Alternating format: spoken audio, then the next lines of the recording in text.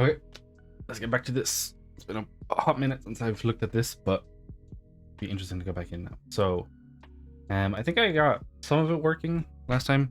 For anyone who is here, I suppose. I don't know how many of you would be here. I just started. I don't know. Making Koi Koi, which is a specific game. Actually, I need to bring up my cheat sheet for how Koi Koi works, but it's like a card capture game, and you're trying to make sets and win points. It's like a 12-round game, so I need to do that at some point. Koi Koi rule.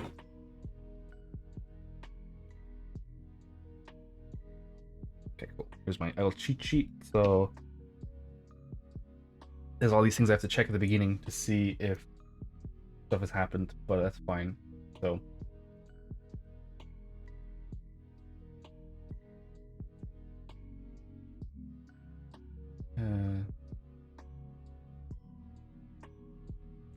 that matches none of the.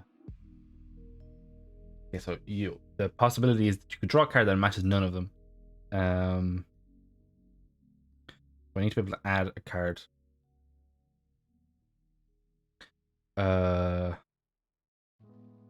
So I guess what I would do is I need another button, I suppose, for now. Maybe. I need a button. Let me see. I guess I'll just do my side first and then mirror it over.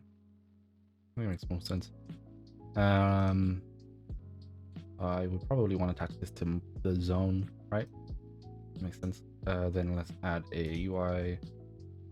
It's not a toggle, it's just a button, right? Just straight button. Let's move it over there.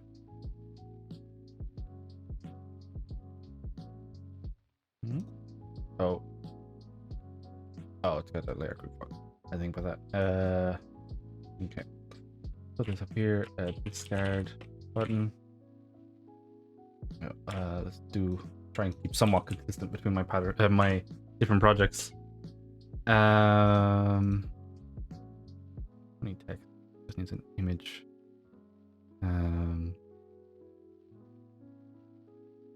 Ooh, doesn't do that. Do that. Let's just make it what? This. Yes, I want it in the center then. Center. Let's make it 200. Ooh, no, let's make it 100 by 100.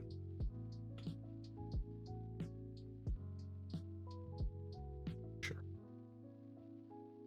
Actually, let's put some text on this because that makes more sense. Text.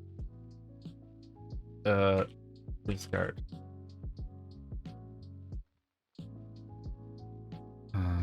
Okay, so then I want auto size. I want it to be blank so it's legible.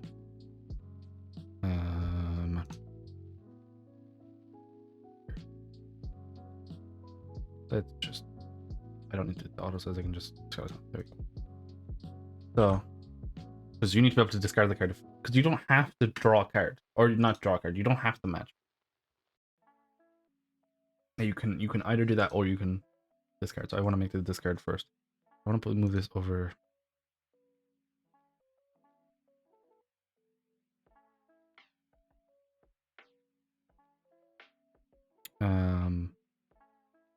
Let's make that 0 and 0. I don't want it to size like.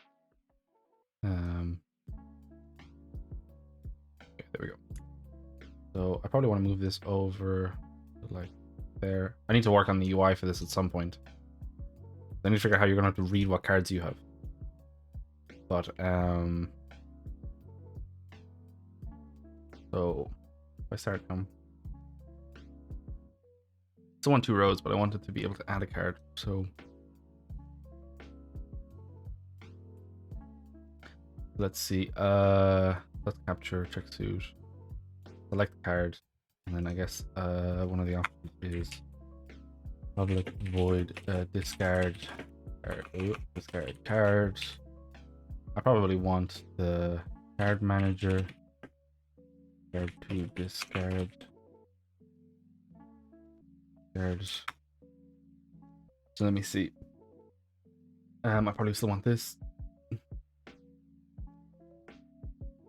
I want to set the card that you picked to none.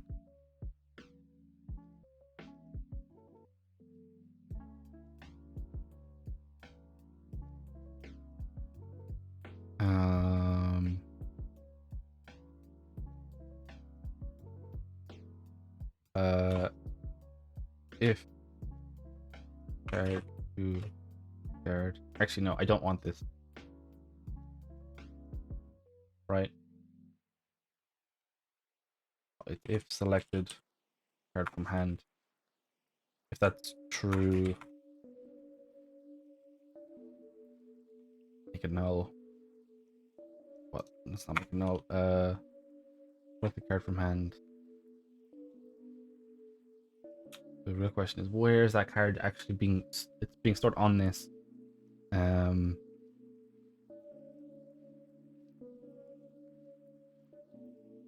So that's fine. I want to replace card. I have one of those, but it might be too specific to solitaire. No, I don't want to do that. I just want to.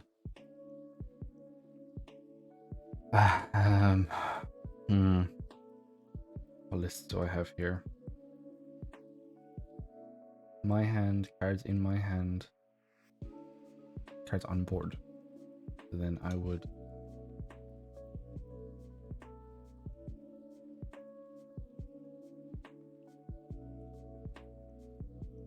Okay, I need to definitely clean this up at some point. It's a little bit hard to just read. Select the card from hand. So then board cards on board. Add. You want to add that? No.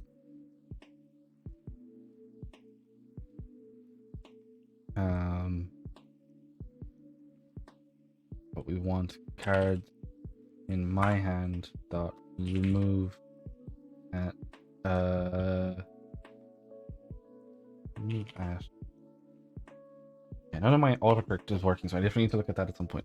I'll put it on the old list of stuff. VS Code, Intellis. I think it's IntelliSense. Doesn't work. Something I'll look at. Cards in my hand that remove. Let's see. What does? Can I just input the card? List unity remove object.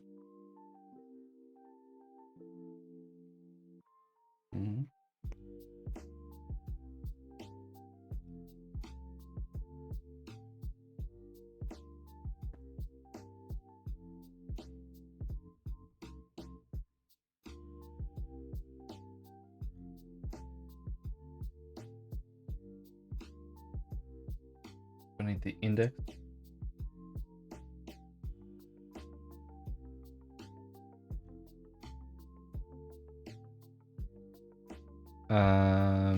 Where's in my hand? Remove at.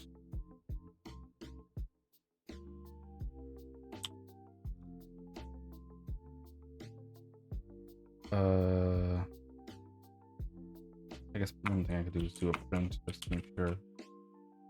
Discard. Well, it's not discarded, but you know what I mean. It gets put on the table so the other person can pick it up. Them's the rules. Cards in my hand. So what I need to actually do is get. How can I tell? So select card. Card manager. But I actually want. Well, no, I think I made them all card managers. No, I made it transforms. So then I want this dot transform. Remove. Can I do that? I don't know if that's legal now. We shall see in just a second.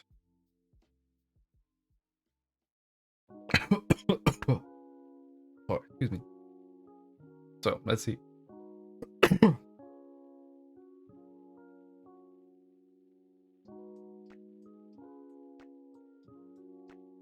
Oh, I didn't hook up the button. That would help.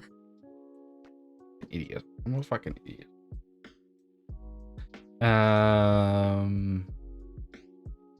It's not a Yaku check. What am I trying to do? I'm trying to discard a card. If I discard a card.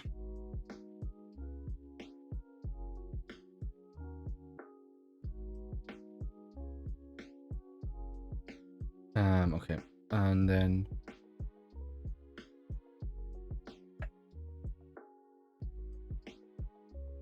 so it does all of that. And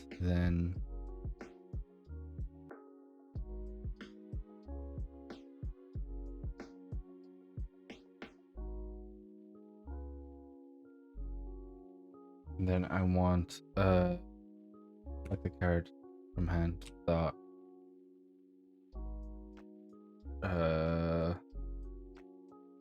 transform dot set parent the parent, and I want to set it to the board.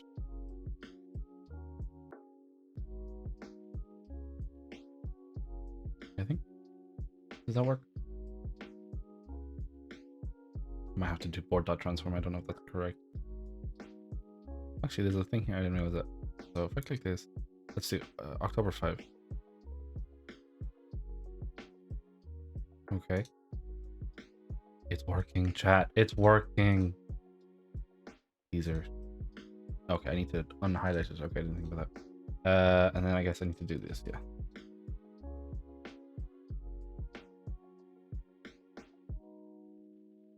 I wonder if I press that button, what happens if there's no card select? Oh, I might have to specifically do a null, but nothing.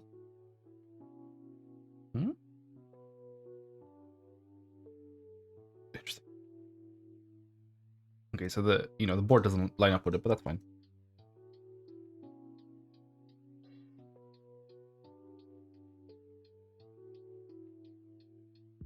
Okay, cool. Oh, I need to make it so that it's not pickable either. I guess when I fill zone,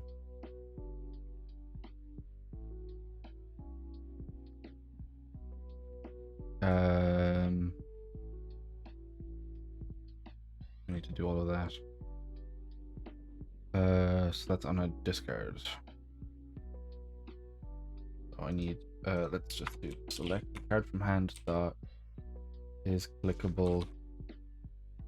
Oh, clickable equals true. Selected card from hand dot is hand card equals false.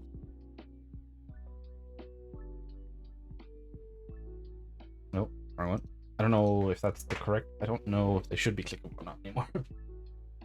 Been a hot second. It's been a hot second. If I add that, discard it. What you? No. Cool. Okay. But then if I did that, boom. Actually don't have any sets here, do I? I do. This is a set. Cool. Okay, so we have that. It doesn't look pretty, but we have it.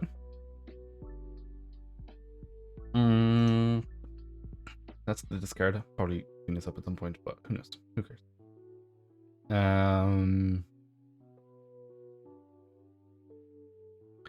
So then capture cards. So I need to do this. I could just do card user. Okay, so I want to capture the cards. I need to make capture zones, I think, for now anyway. So maybe let's just put this over here with this one for now. So I want to make a capture zone. So I essentially want to another one of these. Probably don't want that. Probably want let me think here. My capture zone, and I probably want this left aligned. Yep. Let's move it out like what, 20? Yeah, 20. Do that. And let's do that, I guess.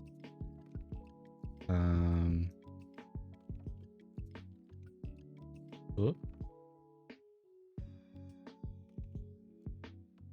And well, let's swap right. 250. Actually, I only need. Well, no, I did. I need 300. 2 cards. I want. I guess I want grid layout, but I want there to be. No, I don't want grid. I want grid layout. I'm gonna have to go to the bathroom just 1 second. Grid layout. Field alignment. First enter. Oh, here we go. Strength. I want fixed column count 2. Okay, I will be right back. Check. Sorry for this. Ooh.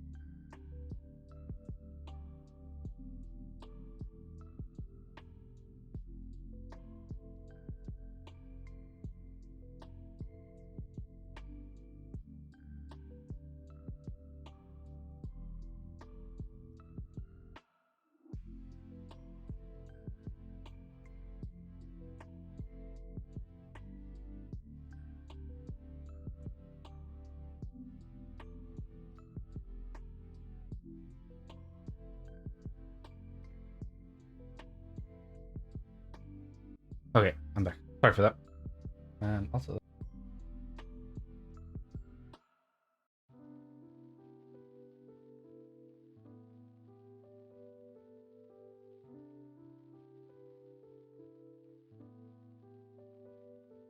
okay, yeah, that was weird.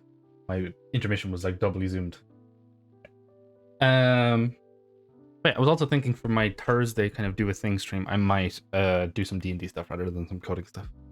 Because after that D&D game on Sunday, I was like, oh, I want to do more D&D stuff. So we'll see. I might do some world planning, world building, or maybe I might do some Curse of Strahd stuff, which we'll see. But for now, let us continue with this. So capture zone. I need to make another one of these.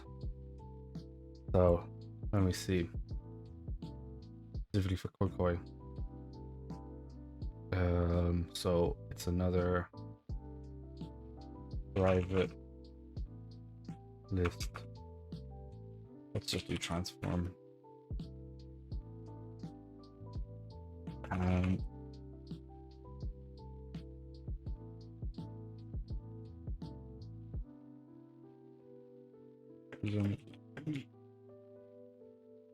List transform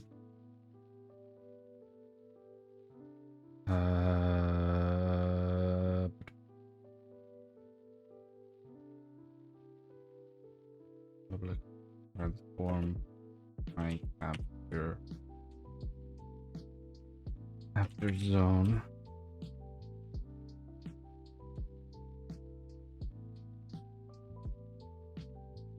Okay, so if I do that, then what I want to do is I need to add that to this, of course. Capture zone. That's fine, that's fine. Okay, so now when I go down to capture card, let's do first. Check a suit, and then if that works, I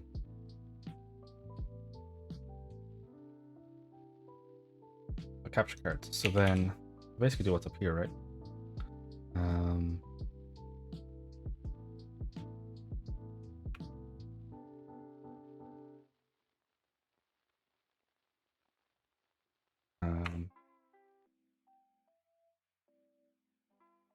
After that, I don't need to guard it anymore. This one's fine. Capture card. So I remove the selected card from my hand. I add that. I add it to. No, then I add this to my capture zone. No, it's cards in my capture zone. These are terrible names, by the way. Please do not come to me for advice about naming things. I'm just making it fucking super obvious. That's fine. So that's false. I don't want it to be clickable. And then I need to do this for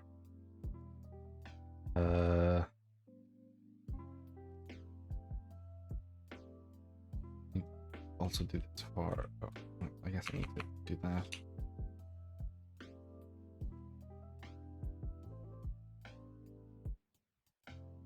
Okay, so then it's card capture. Pop all of this over.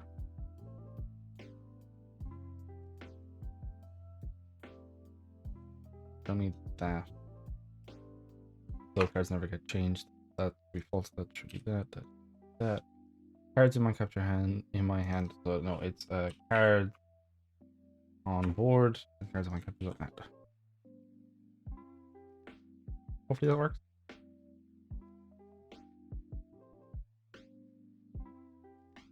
So now, for example, if I click the two of those.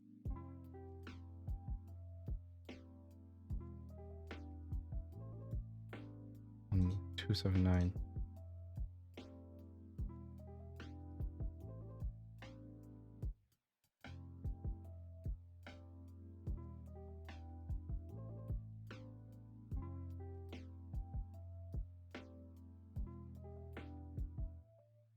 If card I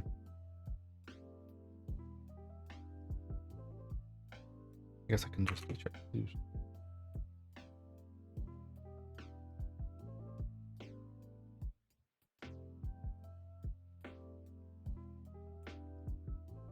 guess then I don't need to do that.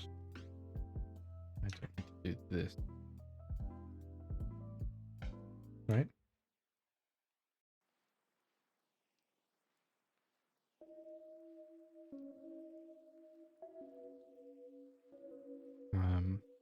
Need to actually learn these cards. That was the whole point of me making this goddamn thing. Okay,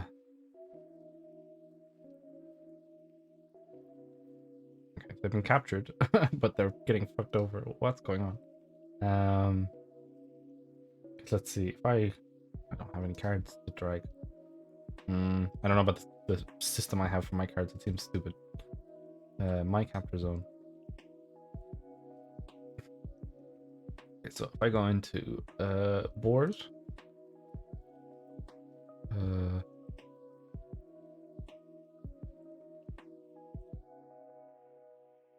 spacing. Let's do spacing 10, I guess. Then 10, 10.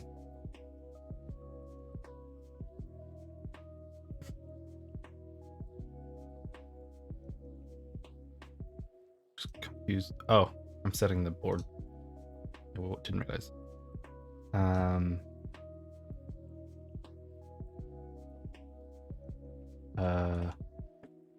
Let's give current minigame equals minigame dot koi.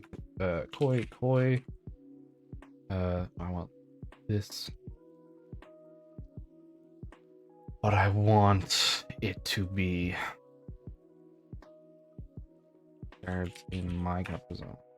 No, it's I want it to be my capture zone. Oh, pressing all the wrong things. So now, if I capture a card. Hey, there we go. Then I should draw a card. And then I should get an option to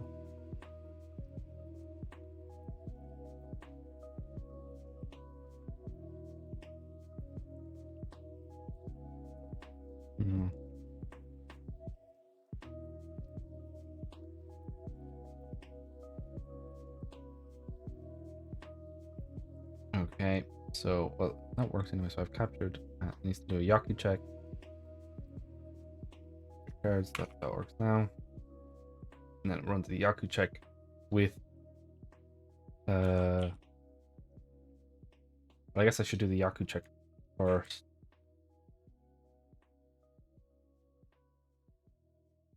Well, actually, no, this all happens before that gets run. So that's actually fine.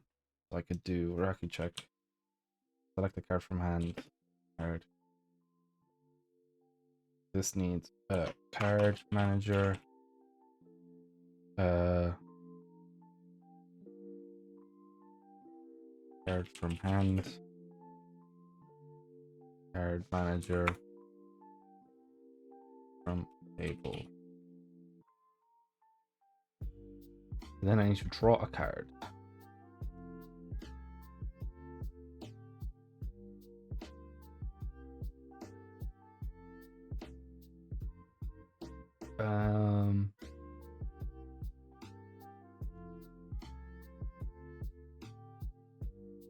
Where's draw card setup? That's here. I run the whole capture.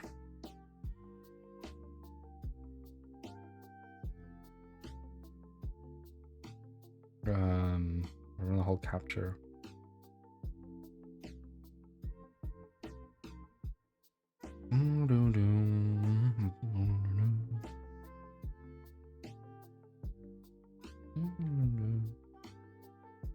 So then, how do I do this Yaku check? That's the real question, because there's like, how many different Yakus are there?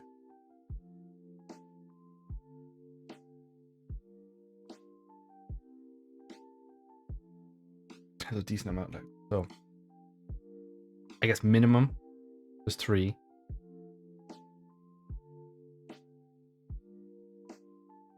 So you could have all 5 brights.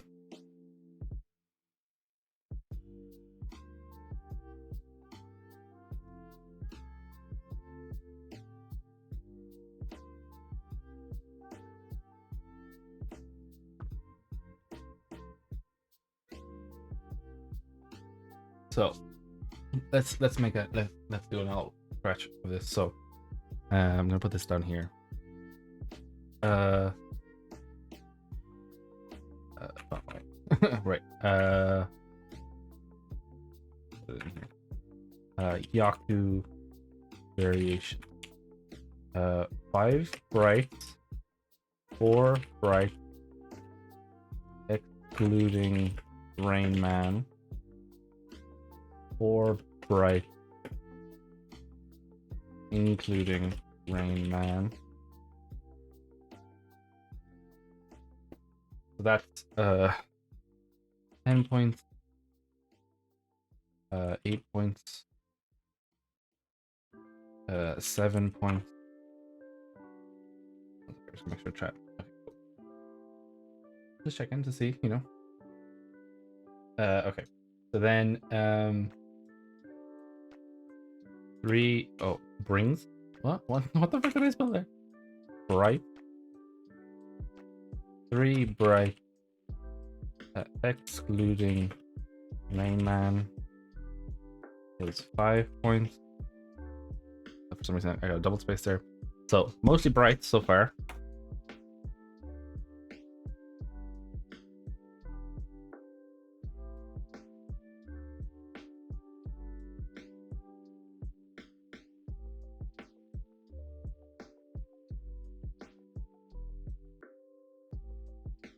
Okay, so 3 blue scrolls plus 5. I need to check that one for each additional scroll. Any color. 5 points. 3 red scrolls, which are poetry scrolls. I'll put that in here just in case. That makes more sense in this future. Poetry scrolls. So this again. But it's +1. It's 1 for each additional scrolling style. That's funny. I'm seeing a variant ruling, which is you can have a rainy day penalty. So any viewing parties, which there's 3 different viewing parties, are ruined by the Rain Man or Lightning card. That's kind of funny.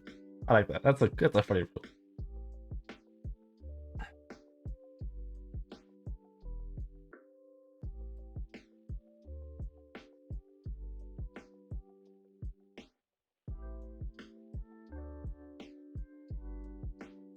Okay, so then it's 5 any scroll. 5 scrolls. I guess any. +1 for each additional scroll. This is only worth 1 point, or is that 7? No, it's 1 point. I'm gonna put an question mark beside that one because that seems an odd system, so I'm confused. Okay, so scrolls. So what we need to check up now is two scrolls, brights. We need to mark the 5 brights.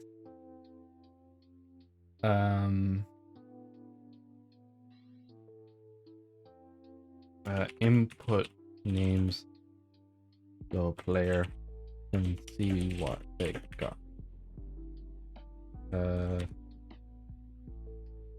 What input name? Show name of combo in Japanese, because I had like to also learn the words, because like technically getting a 5 right is called a Goko, Goko, Shiko, and then it's Ami Shiko, and then it's Sanko, and it's an Aotan, Akatan, Tanzaku, Akatan, Otan no Shofuku.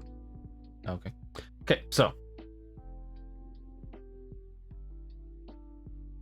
let's see. All 3 blue scrolls and all 3 red. Oh, wait. There's the red scrolls. Okay, wait 1 second now. Where's my PDF of stuff? 1 second, chat. Because maybe I'm wrong. Not red scrolls. Red scrolls aren't important. Specifically, the poetry ones are important. So let's have a look at this. That's 1 poetry. That's 2 poetry. 3 poetry. That's a red one. I see. That's blue. So there's 1 blue, 2 blue, 3 blue. Okay. Okay. So 3, all 3 poetry. Put a note for myself. Read and writing.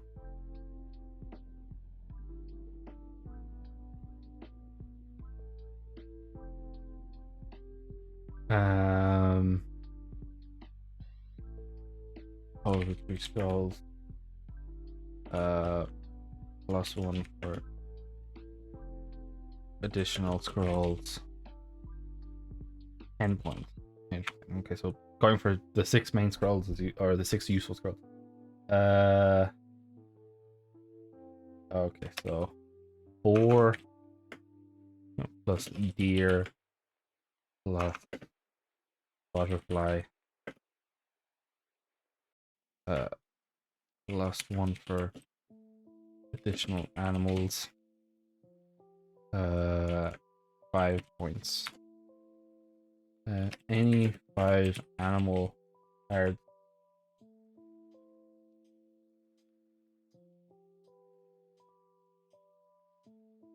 Animal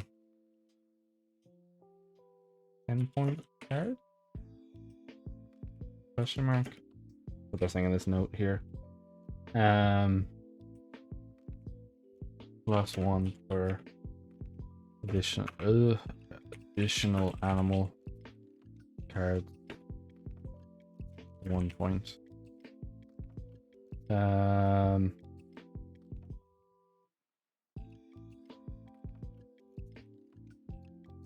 Any 10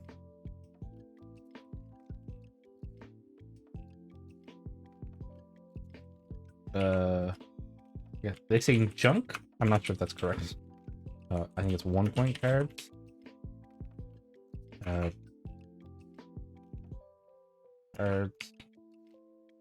+1 for additional junk cards. 1 point. That's so sad. You get 10 cards and get nothing. And then it's viewing parties. That's cool though. You can just get 5 points in a viewing party.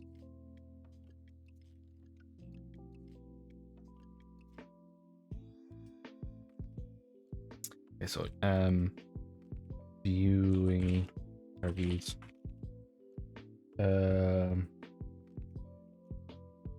Sake cup plus curtain. I don't know what card that is. 5 points. Sake cup plus moon. 5 points. Sake cup plus curtain and plus moon. 10 points. Variant. I like that variant rule, so I'm just gonna do it. Variant rule. Rainy day penalty. Any viewing parties are ruined by the Rain Man or lightning cards, making them worth 0. Okay, so that was a bit of just nonsense, but now we know what. So I need to track brights. I need to track the scrolls. I need to track the animals.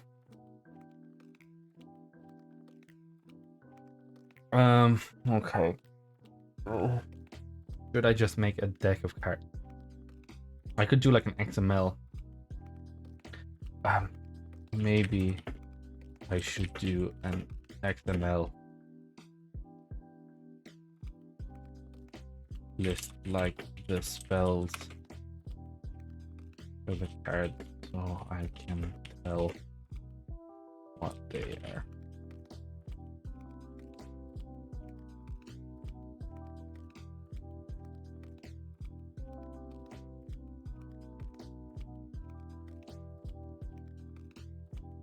Okay, so I'll come back to that anyway, but now I know the variation. So I need right.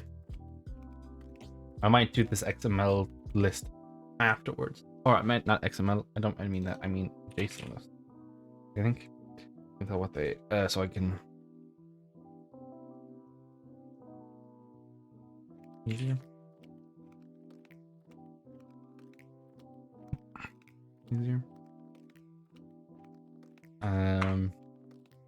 Like doing a board here and butterfly, you know, it might be easier to just write up the list for that. Load in the JSON, make each card, and then sort the list out. That might be better. Might be a better method. And I can sort of sign the things in here. Maybe I do that, yeah.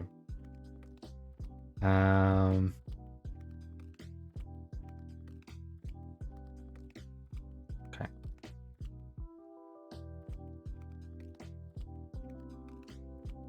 Okay, so draw card. So if this is the case, then what I want to happen is, ooh, that's a really nice way to do it. I was gonna thank myself. Fucking moron. This deck is unflipped, right? You can't see the card. Yes, so I could flip that card over when you play a thing, right? Do that and flip that over. Flips the top card of the deck so that you can decide what to do with it. Okay, so plans. So what I want then is, I guess I want to toggle the card front. No, this is for, yeah, that's the cheat mode. Okay, so that's not what I want. What I want is deck dot, no, I want deck 0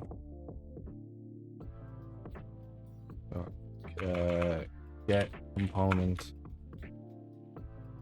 card manager is clickable equals true. Deck I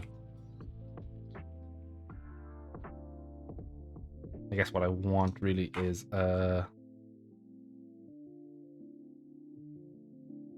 deck let's just grab this actually.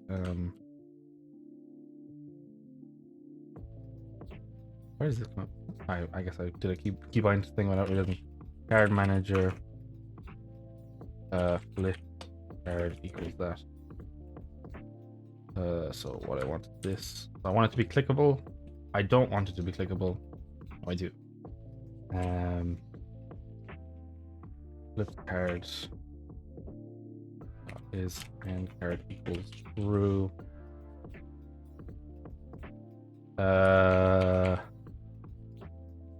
Selected card from hand equals flipped card. And then I guess I want flipped card dot assign card face. Also, I think I have it set so it's hidden. So let's have a look at this and see. Does that work?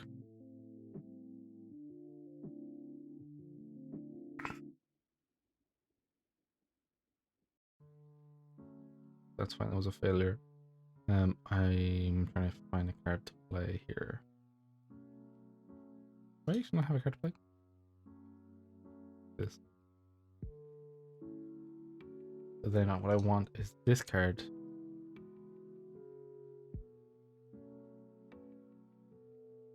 Oh, I need to set it as the last on the list. Okay. And then I need to set flipped card dot set sibling index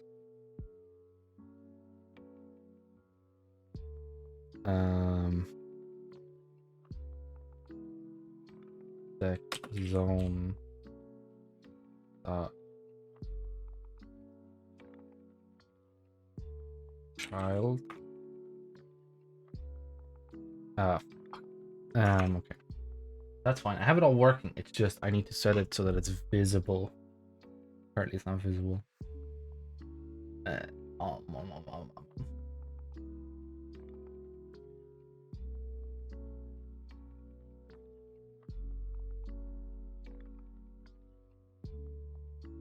um, okay, so let me think here. Flipped card dot. So what I want then is flipped card. I want to set its sibling index. I mean, could I do set parent? Deck. Will that move it? I don't think that would move it, but we'll give it a shot. Oh, dot and one dot do that. I don't think that's how that works because it's already its parent, so it wouldn't do anything. Yeah, it doesn't do anything. I just want to see if I move that down to there, nothing happens. But if I move this down to here, boom, you can see it now. I see. So set sibling index equals deck zone dot count.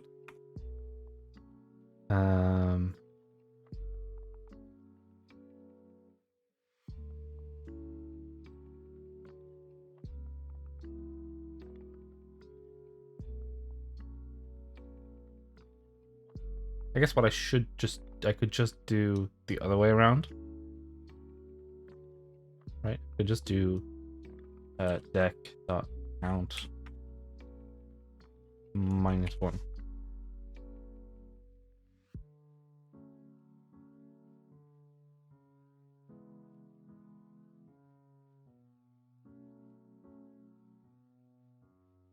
I think I didn't think about doing it that way, I suppose. So if I do that.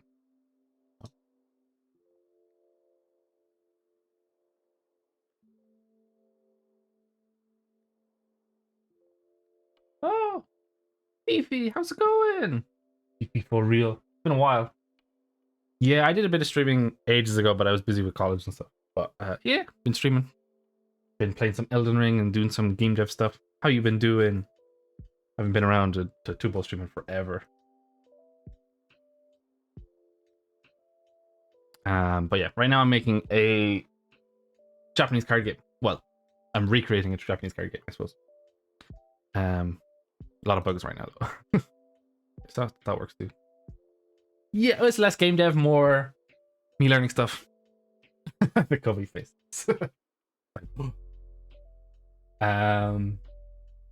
Aside from that, I'm trying to think. What else have I been doing really? It's been a while. Hope you've been doing good, Beefy. I've also made a D&D initiative track. I'll see if I can load that up for you so you can see what it's been like. Nightbot is very insistent. Drum.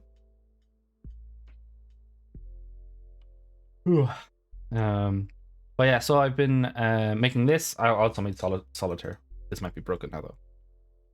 This is with this game, which this is like people teach, Japanese people teach this to their kids so they understand what the cards mean. Because you have to like line up the rows with the correct suits without getting all of the November suits, because their suits are based on months rather than like diamonds and stuff. It's a little bit weird, but it's more just a test so I can see if I can get it to work. Okay, it's fun. And then this is my initiative tracker. I do D&Ds. I'm big nerd. So I'm trying to develop an owl. Wait. 1 second. Oh. Unity, please don't crash. That's okay. There's a lot of nonsense going on. Have you played D&D? This is basically just like a turn tracker. D&D, yes. I mean, I got to play a D&D game on Sunday, so that was pretty cool. So this is just, basic D&D initiative tracker thing. You know that, like, if I want to be like, oh, yo, Hobson, he got an 11, he got a 12, and then, oh, this other person got a, 34, and this person got a 2. It's basically just so I can kind of sort them out. The names, actually, I might have loads. Yeah, here we go. I can just do bell cells. So I can be like, yo, let's set it in descending, and then it's their turn. Still basic. Like, I want to try and set up like positive and negatives, like effects. So, if you do like a spell and they're like, oh, you're actually stunned this turn, but you didn't realize, that kind of thing. And it's meant to be for my phone, like for a phone. So I have it working on my phone. It was a bit broken last time, so I tried testing it out on Sunday, and it was a bit of a mess. Oh, that's unfortunate. Yeah, I mean, trying to get a D&D party together is a bit of a nightmare. But yeah, it's not too bad. I hope you find an out group. It's good fun. One of the things I was thinking, because I kind of just on these do a thing Tuesdays and Thursdays, which is my branding, is I have been doing coding for the past few weeks, but I'm thinking I might do a D&D kind of stream on Thursday because I want to do some world building, because I have a map up on my wall that I need to kind of translate in. But this is more, honestly, I built this entire like turn tracker thing. I was like, oh, I could do all this fun stuff. It's purely just, I don't even play much D&D, but you know concentration in D&D?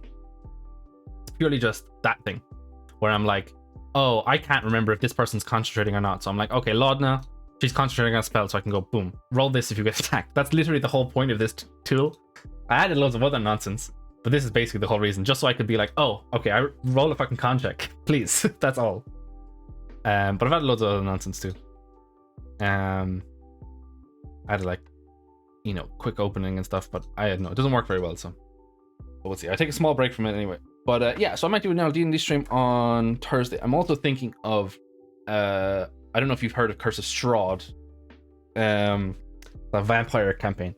I played a little bit of it, and I ran a tiny bit of that. And well, it's not small, it's kind of large, but I don't know, it's not rewriting the whole thing, but I want to rewrite a significant section of that. So I might have a look at that too. But you know, that's a bit of spoilers, so if you want to you know, if someone's going to run Curse of Strahd for you, I probably wouldn't watch that stream. But I think the Thursday one's probably going to be my own world building, because I need to come up with names, because I'm the worst at coming up with names. It's disaster. I'm so bad at it. But for now, we're just making Koi Koi, which is just, I don't know if you watch any anime, but if you watch Komi Can't Communicate, they played that in this one. That's fair. It'll be, you know, homebrew stuff anyway, so it'll be a bit of nonsense. But this is just Koi Koi, which is basically, it's I'm trying to think of like a Western equivalent. It's like a card capture game. Like you try to capture cards and you try and mix sets and you win points, and there's like 12 rounds and you're trying to have the most points by the end. It's kind of that basic premise. But right now I'm just trying to, you know, get the basic card function to work. Like I capture this. That's fair. Komi's quite good. I quite like Komi Can't Communicate. But I will say, I'm a sap. Like, I watch all of that fucking sappy, you know, romance shit. I'll fucking eat that shit up. Easy peasy. Have you watched Spy Family? Spy Family is some good shit. That's my fucking... Or Spy X Family, I suppose. It's my favorite. Definitely my favorite these days.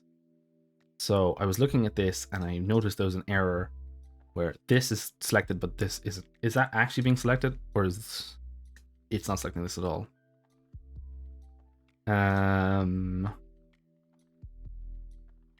So, and yeah, I don't know if you've. It's very good. It's very wholesome. Like, it's one of those things where. Well, what did I say? I said this to someone earlier. I think Spy Family is like you know, sometimes anime is fucking weird. Like, it's fucking weird. You know, like trying to show it to someone who has no reference. It's like, do I really want to show them this thing? Yona of the Dawn. I haven't heard of that. You think that's sappy? I'm gonna check it out. Yona of the Dawn. Ooh, it looks cool.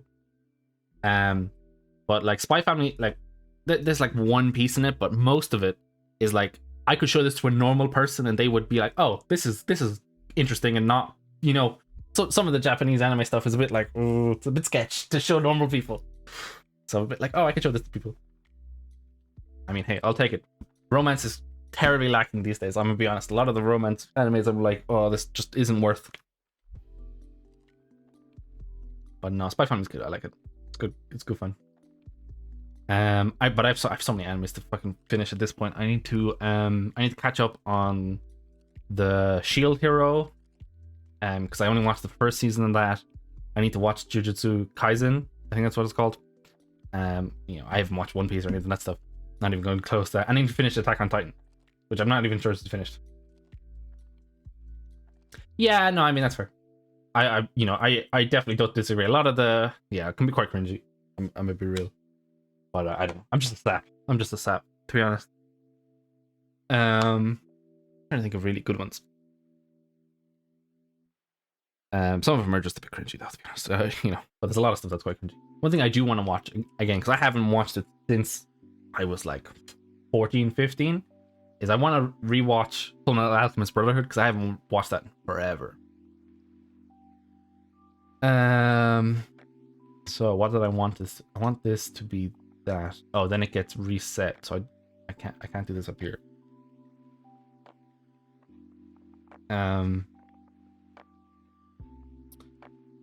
But yeah, no, I have a decent amount of anime on my old watch list now, but I'm kind of just trying to keep up with some manga stuff that I've been reading. What have I been reading? It's mostly sappy stuff, but I guess, like, I'm trying to think. I'll just pull it up, actually. That's sappy. I'd say the only, like, sappy thing that I'm not the only thing that isn't sappy is I've been reading the manga for Record of Ragnarok. I think Record or Records of Ragnarok. I started watching the Netflix show and I was a bit like, the Netflix show is not great, but the manga's pretty cool. It's a cool premise. I don't know if it's gonna be executed very well, but it's a cool premise. You know, that kind of does most of it for me. If it's a cool premise, I'll fucking take it, you know? So I draw a card.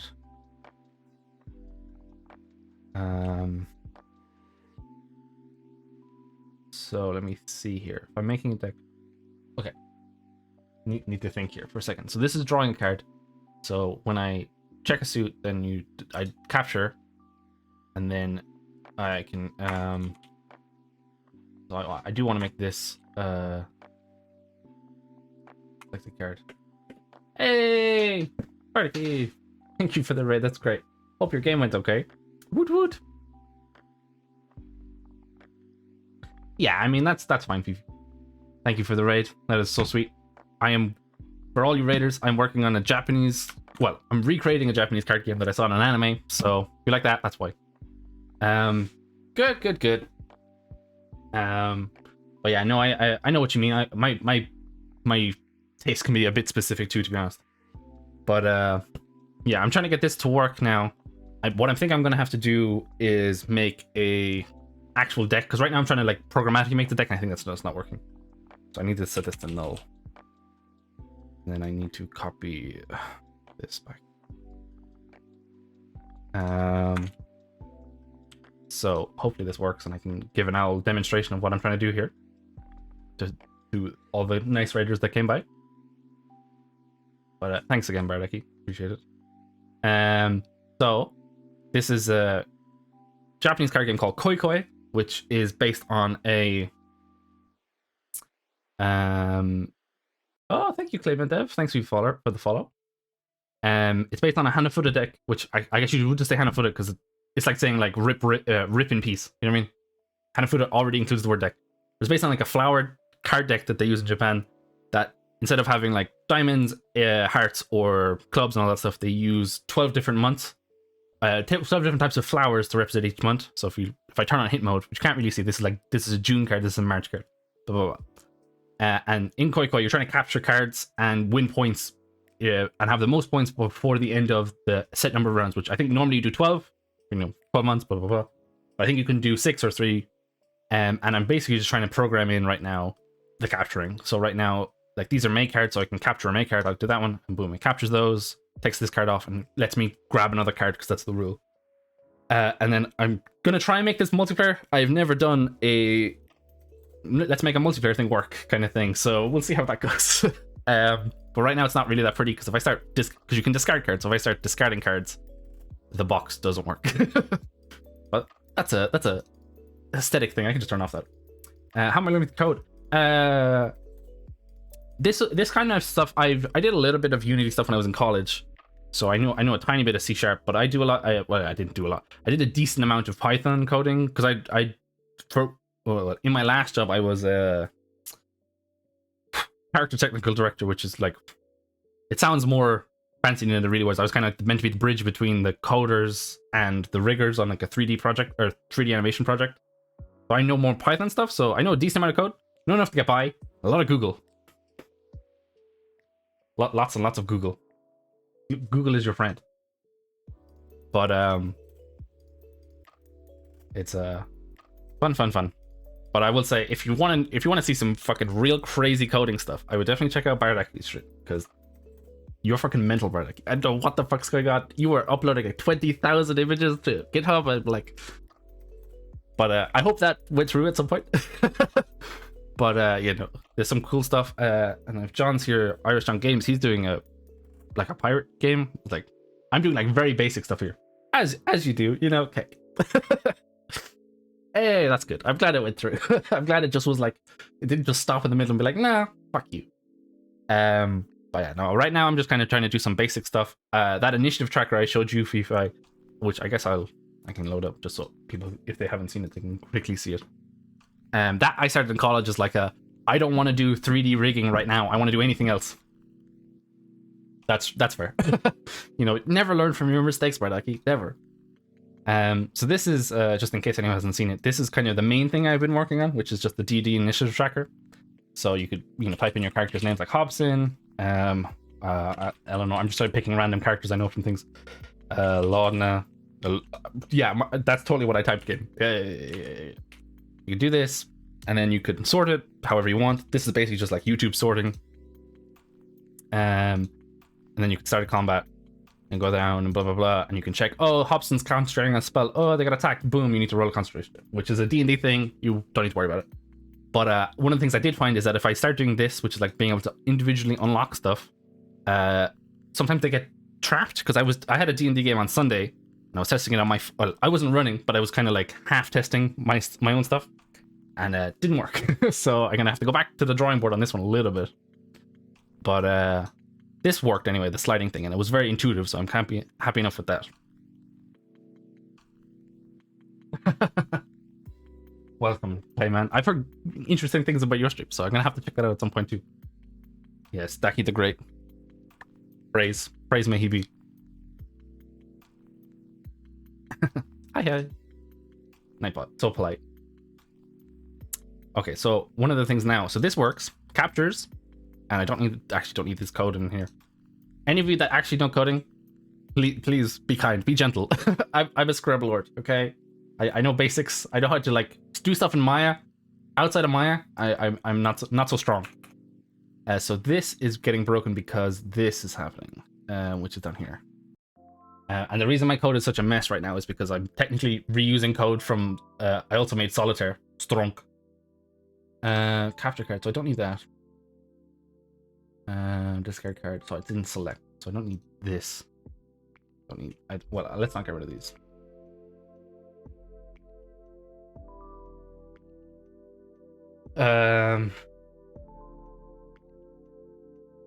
So now, if I capture a card, so this and this isn't being selected. It is being selected. Yeah, are you trying to teach yourself C#? I mean, go for it. Thankfully with C# there's a lot of tutorials and stuff. Are you trying to learn Unity or just C# in general?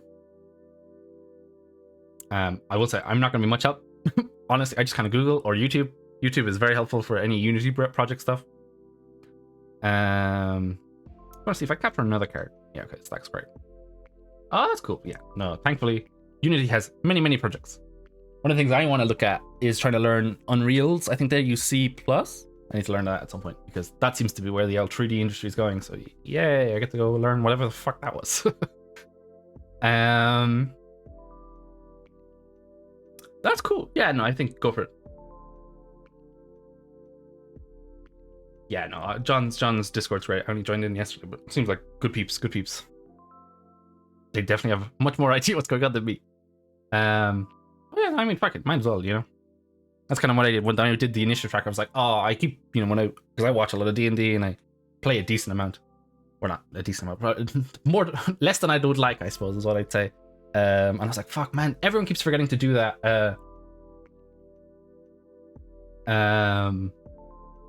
Everyone forgets to do the concentration. Like, I was like, I'm gonna do it. I'm gonna make it myself.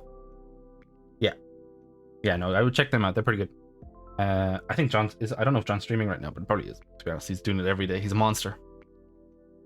He's good at lad though. So what I needed to do is I need to change this cards to check. So here, Then I do a Yaku check. No, I'm not doing a Yaku check yet. I'm just drawing a card. I need to sort this out at some point because I'm losing my place every time I need to do something. And then what I need to do is flip card. This. Actually, no, I could just do this. Yeah.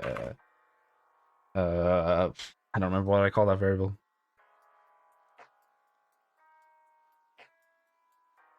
Select the color. Yeah, if it was a dog, it would have bit me. Select the color. So now it should be darker, hopefully. One of the things I do need to do, which is going to be problematic, is I need to do the like variations, as in like I need to make it legible that, oh, this random card in the July set is one of the brights, which is like, you know, an ace or something. I need to do that, which I think I'm just going to do with like a JSON list, because I did one of those for the spells in D&D that I'm trying to implement in my initiative tracker, but I can't show that because I haven't separated out the stuff that's in the SRD, which is that's the stuff that's in public domain. So fun. That was fun trying to figure out how to rip from a website into a list. That was fun times. By fun, I mean I hated myself. Okay, so that means that's clicked. So can I click anything here? No, I don't think so. None of those are the correct. So then I would have to discard that. Okay. Progress. That's not correct. Oh, I didn't pull it out of the list. Wait. Draw card. So then I would do deck dot remove at this, right? Hopefully, because it still thinks it's that card because I didn't remove it out of the deck set. If I do that, oh, I can I? No, that's not the right flower. Okay, so I can't capture, so that goes there. But then I can capture. Can I capture with that? That's not the right flower. No. Like this kind of stuff. I'm like, these look like the same flower to me, which is really annoying. Are they the same flower? Wait, those look very similar. That concerns me. July 1, April 1. Card 27, card 16. No, they're definitely not the same. Yeah, this is the problem. Like, you know, that's why I made the solitaire, because that's how you teach the children which cards are what. And this is why I have a hit mode, because otherwise I'd be like, I don't know what these fucking flowers are, man.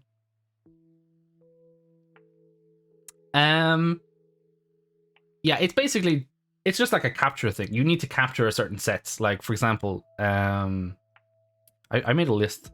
Sorry, it's a bit confusing, but honestly, I'm kind of trying to learn the game myself. The idea is that you want to capture like a certain sets that are worth points. So if you capture 5 brights, you can say I want to win this round, and you get 10 points. Or if you capture 4 brights without this card, now brights, just imagine like it's just say you needed 4 aces for easiest. If you get 4 aces, you can get this points as long as you don't have this card. Or if you do have that card, you get this points. Same with this. If you get 3, you can just get that points. 3 scrolls again. It's like get 3 kings, or you know, it's a little bit hard to understand, but like the 3 blue scrolls is literally just the cards that have the 3 scrolls on them, 3 poetry scrolls, which is just read and writing. So it's just you can get all these points, and when you capture a full set that is worth points, like any of these sets, when you capture any of those sets, you can say, okay, I want to win this round, and you end the round and you restart, and you go through 12 different rounds, and whoever's the most points at the end wins. But what you can do is, instead of saying, okay, I could end the round right now, you can go koi koi, which I believe just means come on, or like let's go. Basically is saying you want to go for more points. You could have won that round right there, but you're like, actually no, I need more points. That's basically the premise. You're trying to just get points set. So yeah, it's going to be fun. Like I have to, you know, designate which are the brights and which ones are this. It's a little bit tricky, but they're not too bad. And like, you know, the brights I think are a little bit hard to understand. But like, for example, the 3 blue scrolls. Actually, I have an image of this that's going to make it a lot easier to just see because I have all the cards in it. For example, let's pull this out for a second. So here, the 3 blue scrolls. There's only 3 blue scrolls, so it's these 3 that have blue scrolls on them. If you get 3 of those, that's a set, and you can call for points. If you get the 3 poetry scrolls, which is just the red scrolls with writing on them, that's also worth points. Let me see. If you get all 6 of those scrolls, that's also worth a set. I believe the brights is that's 1 bright. That's also a bright. Yeah, I mean, I have no idea what's going on. Don't worry about it. Actually, I'm also like, blah. It's just I just saw it and I was like, I want to make it, but it's one of those things where I think I just thought it'd be a cool project, really. But basically, like each of these, like this, this, and this are all the top. Those top 4 cards are the January set, February set, and the flowers lineup. Yeah, it's a little bit much to go through, but just something to do, really. It's a project and something for me to learn, because I would like to learn some stuff. I am trying to learn Japanese as a language, which is also a pain. Yeah, basically, I don't want to jump right into like a a real-time strategy game that a certain someone else is doing, Bradaki, but like some of them are quite self-explanatory. Like there's a set that's called, I believe you can get the boar, the deer, and the butterfly, which is where's the boar? I'm trying to find the boar. I don't actually know if this set is set up. That's the deer, butterfly, and I feel like I'm skipping the boar and I'm not realizing it. I actually don't know which set that's from, but yeah. So it's going to be figuring out how to get those sets to read, basically. But it's fun. One of the other things I want to do, which I'm gonna try and do purely just because I want to do some. I haven't really done anything in Blender or Maya on the channel, like my channel yet, which I think would be fun because I do it. I work in Maya most of the time, but there's this 3D card effect that I think Minions Art did. Minions Art. I don't want to take credit for something that they did. Let me see. Oh, this isn't a GIF. Do I have a GIF? Here we go. This is a very basic example of this, but this kind of thing where like it looks like there's space behind it. I want to do something like that, but with all the Hanafuda cards, which I think that would be really cool. And like if I can get the game to work, then I can just kind of add this in afterwards. It shouldn't be too bad, but who knows? I just think it'd be a cool idea. I want to do some more Blender stuff because I need to learn Blender because I can't keep. Yeah, true, fair, but I can't keep paying for Maya. Maya is too expensive. It's sadness. Yeah, Minions Art does loads of cool stuff. I don't know how they know how to do all of this stuff. They're fucking geniuses. But yeah. So, but right now we're gonna take it step at a time. Right now I'm just trying to make it so that I can capture correctly. So that's a capture, and then I select this, and I could capture again, which I think this technically would be a capture. No, that's not a November card. Or I have to discard it, and then what would happen now is it would be the other person's turn, but I don't have that programmed in. Also, are these this? Oh no, I was about to say those look nearly identical, but that's just because I'm stupid. I'm a very dumb boy. I can't click on these, but I can click on these. This is part of the November set, which I think is hilarious because I think all the November cards just seem like pretty bad. I think like the Rain Man is part of the November set, which is a bad card, a badish card. I think this is Lightning. The Lightning card is in the November set. And I'm like, my birthday's in November, so I'm like, Jesus, fuck. But they just really hate me. It's really funny. Can I capture any of these? I can capture this. Then I got that, and I could capture this. Yeah, they really did November dirty. I mean, if you want to see what they really did November dirty, I'm gonna load up Solitaire real quick. In Solitaire, what you're trying to do is it's the stripped down version of Koikoi, where I get this card and I swap it out with one card, and I'm trying to make each column. So this is one whole column, another column. I'm trying to make each column just 1 month. So for example, I think that's a January card. So put January there, December goes there, January, February, March, April, May.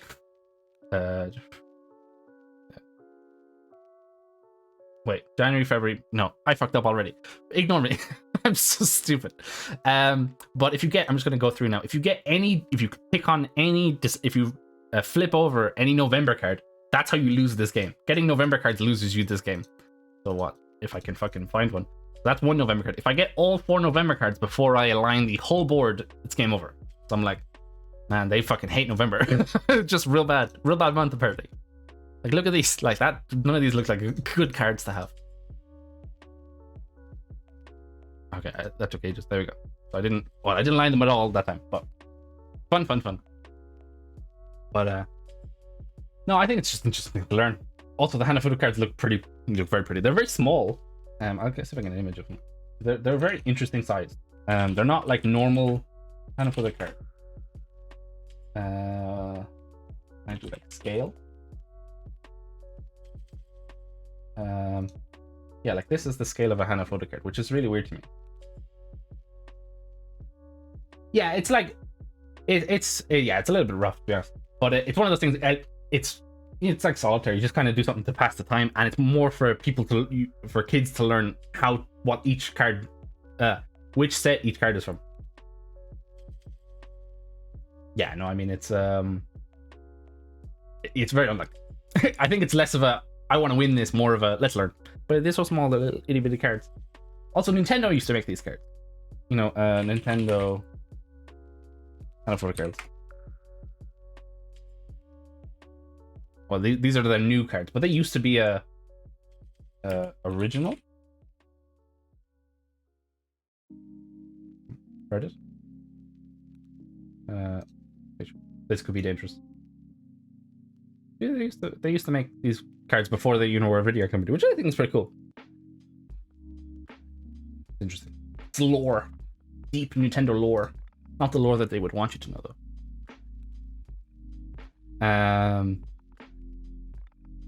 Yeah, but I definitely know that there's a Western game that's similar kind of premise of how you win in Koi Koi. But I can't remember the name of it. I used to play it with my dad. It was just something we do like on the train to pass time. Can I pick that? So now what it is you don't get to draw twice. So I need to figure out how to do that. So I need to, let's put this in on my outline. Make it so that on draw deck card, you have to click or discard, and that you don't draw again. Yeah, because what it is when you draw the card after matching correctly, or even you don't even need to match correctly. You should still draw even if you discard. Like if I choose to discard that, I should still draw technically, but you don't get to draw twice. You only get one draw a turn, and then that's the other person's turn.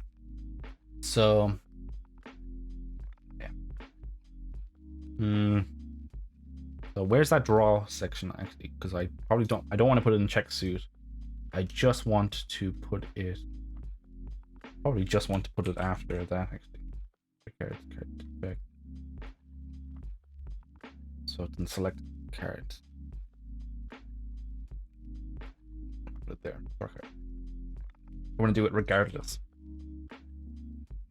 No, banging the drums. I am a cat. I play the bongo. Man, I fucking love Bongo Cat. The meme of all memes. Aside from the fucking Sonic spinning around the ring meme. That shit's good too. Okay, so now if I do that. Okay, don't do that. So let me see here. If card, so that's all for discarding. So I only do it if it's not the same. I guess I don't need to do that.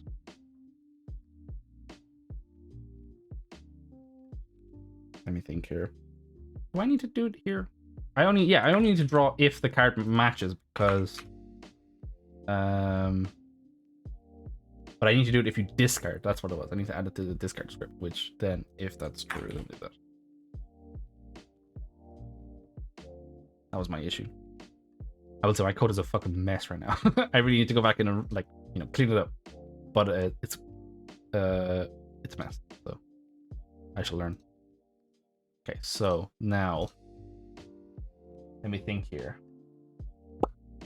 So if it's a hand card, so I only want to draw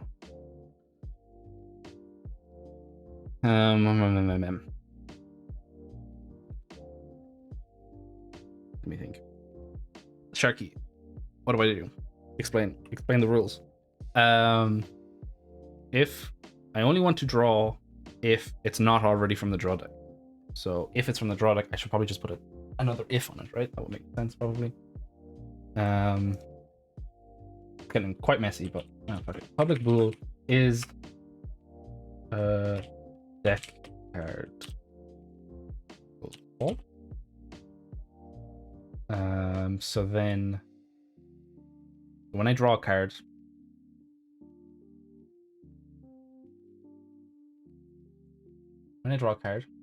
that's for solitaire, so that's fine. So then what I want to do is select the card from hand dot is deck card true. If it's a deck card, it's true, blah blah blah. And then I only want to draw if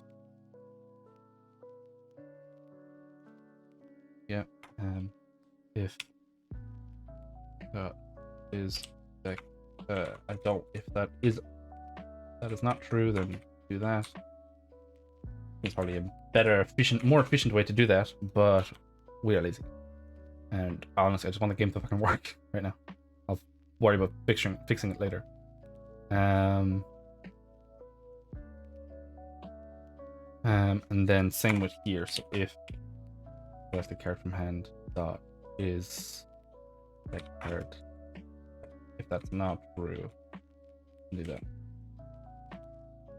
Realistically, this probably doesn't matter because I would probably just end the turn and pass it over, but for testing, I kind of need to do this. I can probably swap this out with the other person's turn anyway. I have no idea how to handle like two different players. It's not something I've ever had to manage. 331.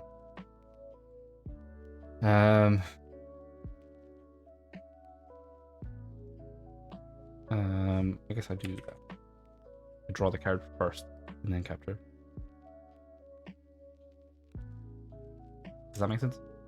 Maybe. We shall see. Capturable card. Yeah, I mean, it's slightly giving me a headache, so. Why didn't this flip over? That's okay if you. Thank you. Thanks for hopping by, though. It's good to see you. I hope you're doing well. I hope all the other old peeps. I haven't seen the two-ball peeps in a while. Thank you. And I hope you enjoy your lurk. And I want to, next time I want to see that game. I want to see that game idea. It's gonna be fun. So if I capture this, okay, I've completely fucked this somehow. Okay, so logic here doesn't work somehow. Thanks. I think I'll be probably playing. I usually play like Tuesdays and Thursdays. I do some random fucking nonsense because I just need to do something. And then at this point, I'm currently playing Elden Ring, so a lot of Elden Ring nonsense, which is also fun because I'm terrible at that game. But no, thanks for dropping by, and hope to see you again sometime soon. So big brain. So this is November set, so I can capture that. This doesn't work now. Why doesn't that work?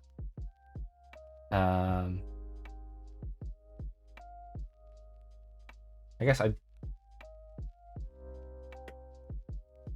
select the card. Is that card equals false? Oh, I don't know why I did that. Maybe if I do this.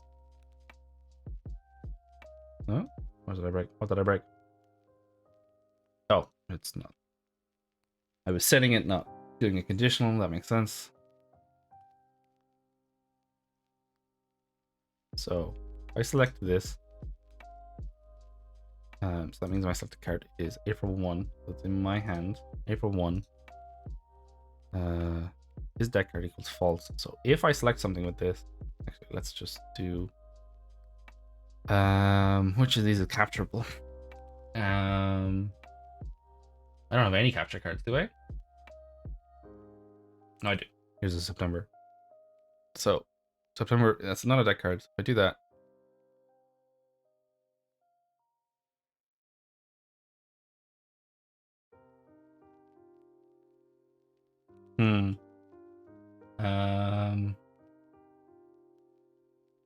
I guess maybe.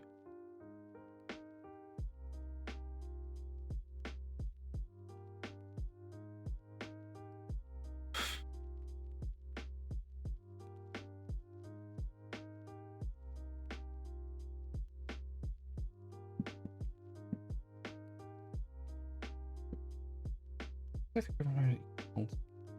Okay, I'm just gonna just for 1 second. Just am I going bonkers? I'm just like, is it going too fast? Is that what's going on? No, it's not flipping over at all anymore. Interesting. Okay, so deck zone.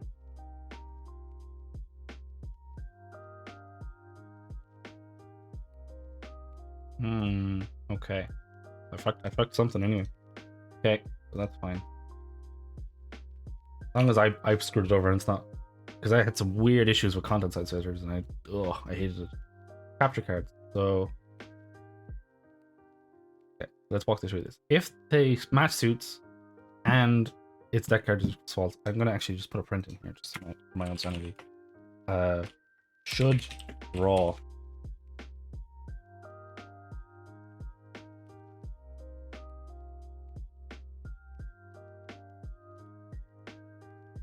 So let's just see. That's January set. Should draw. Okay, so I should draw. That's still fine. So now we need to go back up to the draw card. What's wrong with draw card?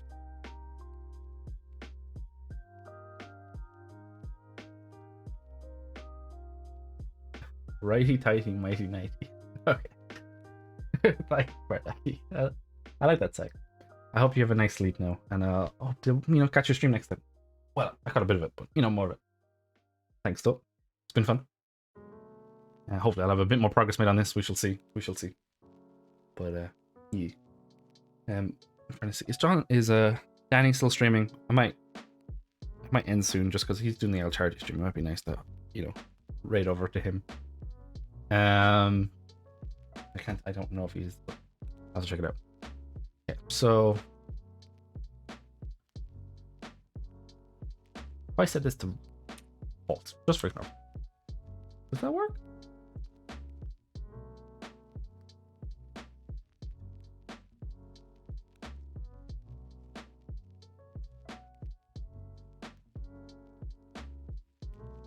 Fucking bops, dude. Bops. I can't capture any of these. Can I? Trying to get better at recognizing what's a capturable card. I don't think I can actually capture it in this section. I can't. This is October. Why is this? This card should be.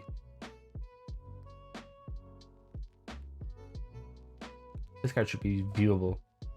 I don't know why it isn't. Oh wait, there's no sprite? No, there is.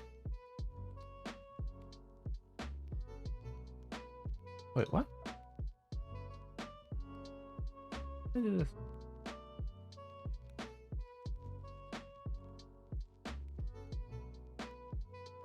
Okay. Weird. What is going on here? I've definitely screwed the pooch somehow, guys. I don't know what I've done. Okay, I should draw. So that card should be. Oh. What did I do wrong here? I guess I should. I'm just gonna save both just in case it's like a render error. So if I draw a card, I should draw a card. I'm just gonna set this, do this correctly as well. False. So now another print. Should draw. I'm so glad I learned that you can print in Unity. Oh my god, thank god. So long doing debug.log. Oh, the pain, the suffering. That's a capture. What is this? Wait, what? What have I done? Oh no, what have I done? I just realized what's going wrong. I'm capturing from the deck? What? Wait.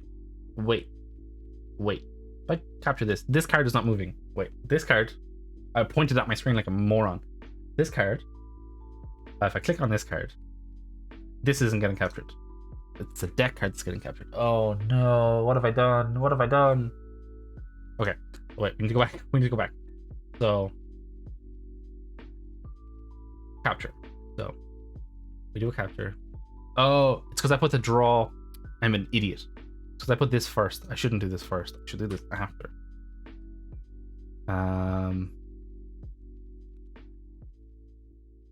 So then, I'm trying to think here. What do I do?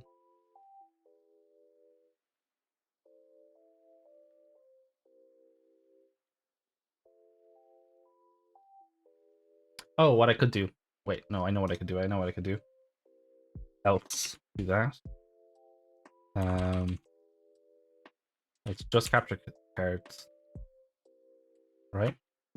And then I just do this up here. Think that works? Capture, then draw. If that's false, then do that. Otherwise, if it's true, don't draw another card. Okay, maybe I've saved it, chat. I don't know what I've just done. Fucking screwed the pooch a lot there. Oh, what's capturable here? I must learn.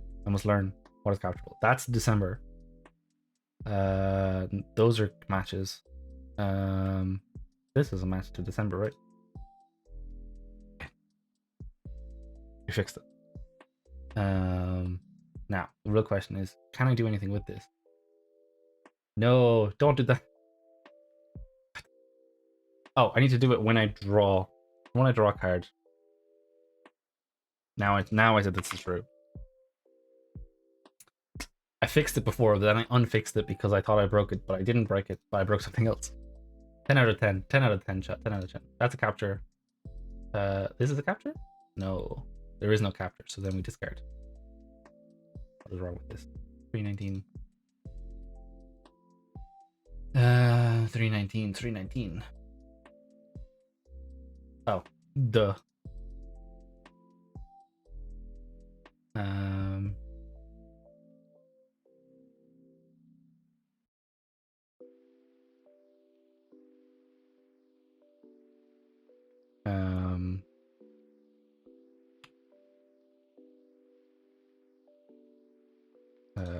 L. 319. Isn't that the number that goes on in not Toy Story? Monsters Inc. 319? No, I think it's something else. I think otherwise just this should happen. Right. So let's see. I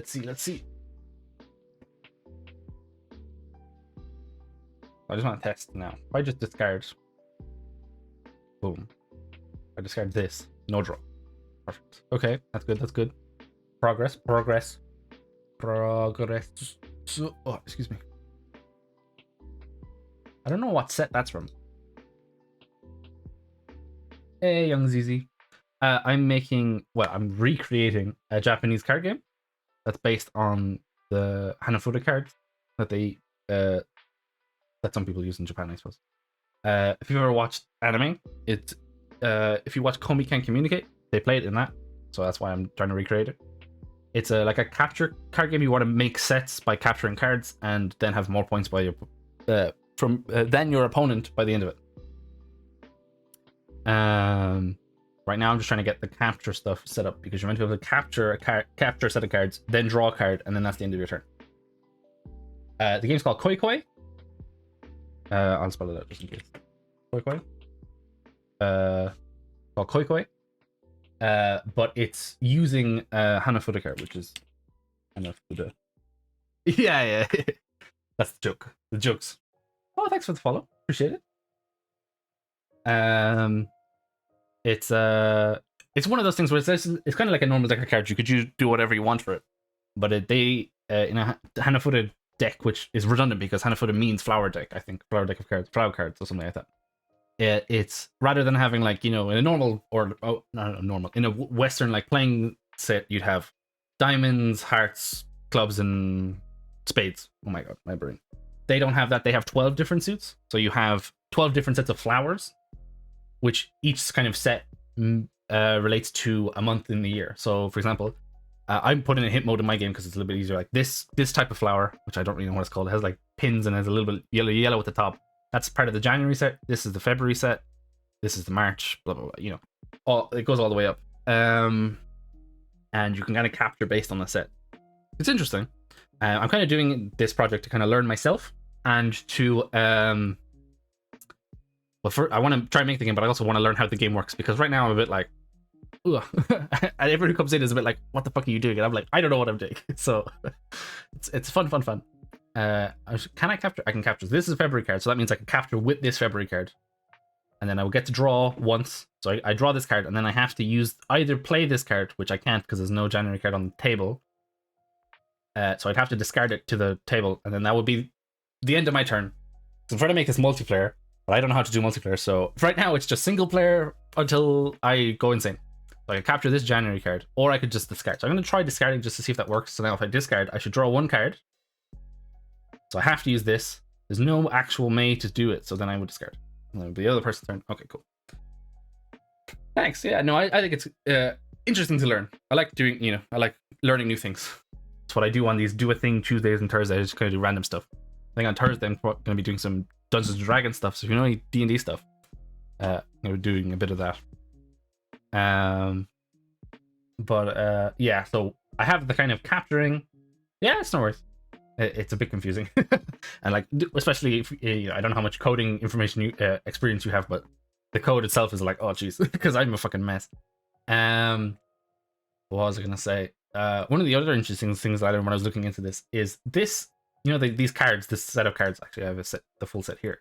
Well, not this set, but like the type of cards. This is what Nintendo used to make. Back in before they did video games and stuff, they made these cards, which I was like, yo, that's pretty cool. I didn't realize that. I think they remade like a new set with their Nintendo-based characters, but previously they just made these cards. So I could capture this. There we go. Boom. So the main thing then, what I need to implement as well is now if I get a set, if I actually make a set, you're meant to be able to go, you can, code over VS. Oh, a Visual Studio Code? Honestly, I don't really have much preference. This is just kind of what I'm using. Code over VS. I just haven't really used Visual Studio.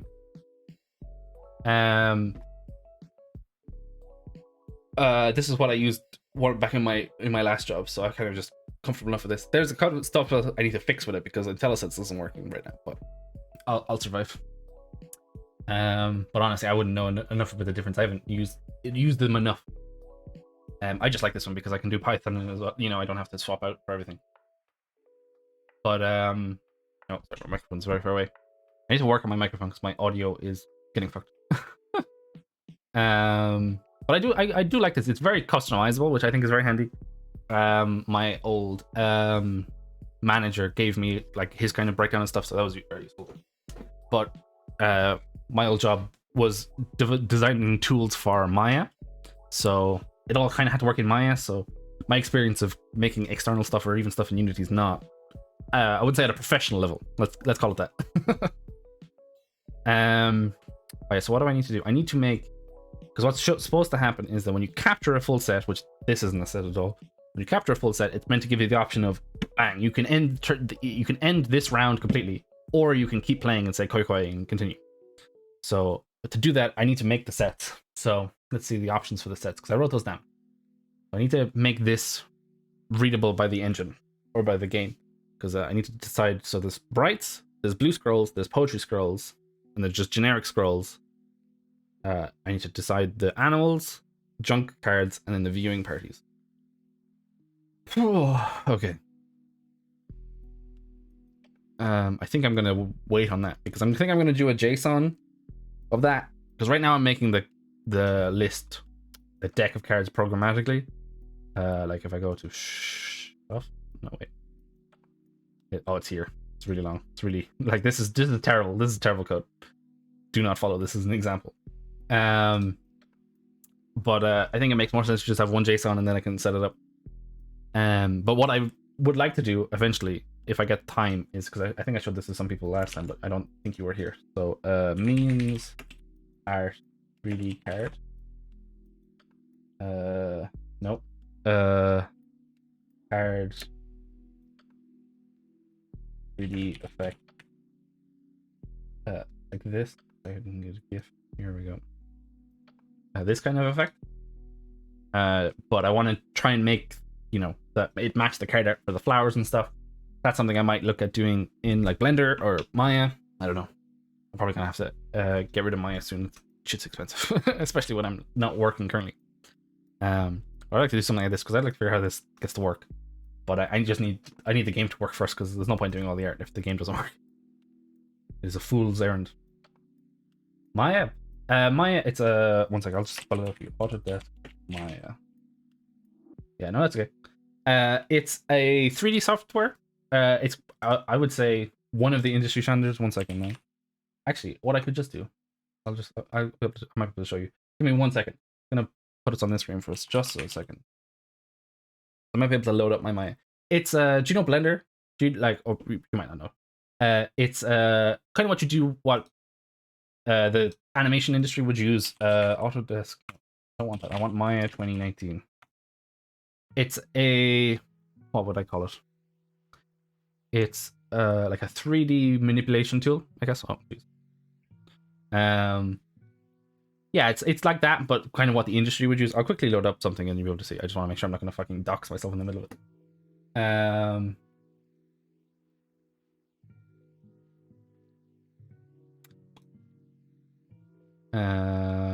Open scene. Desktop. I'll open some of my college stuff. No, not that one. No. Nope. I need to organize my stuff. It's a bit of a mess. I can't use Spyro because that's in a new version, but I can use Camille. So let's do this.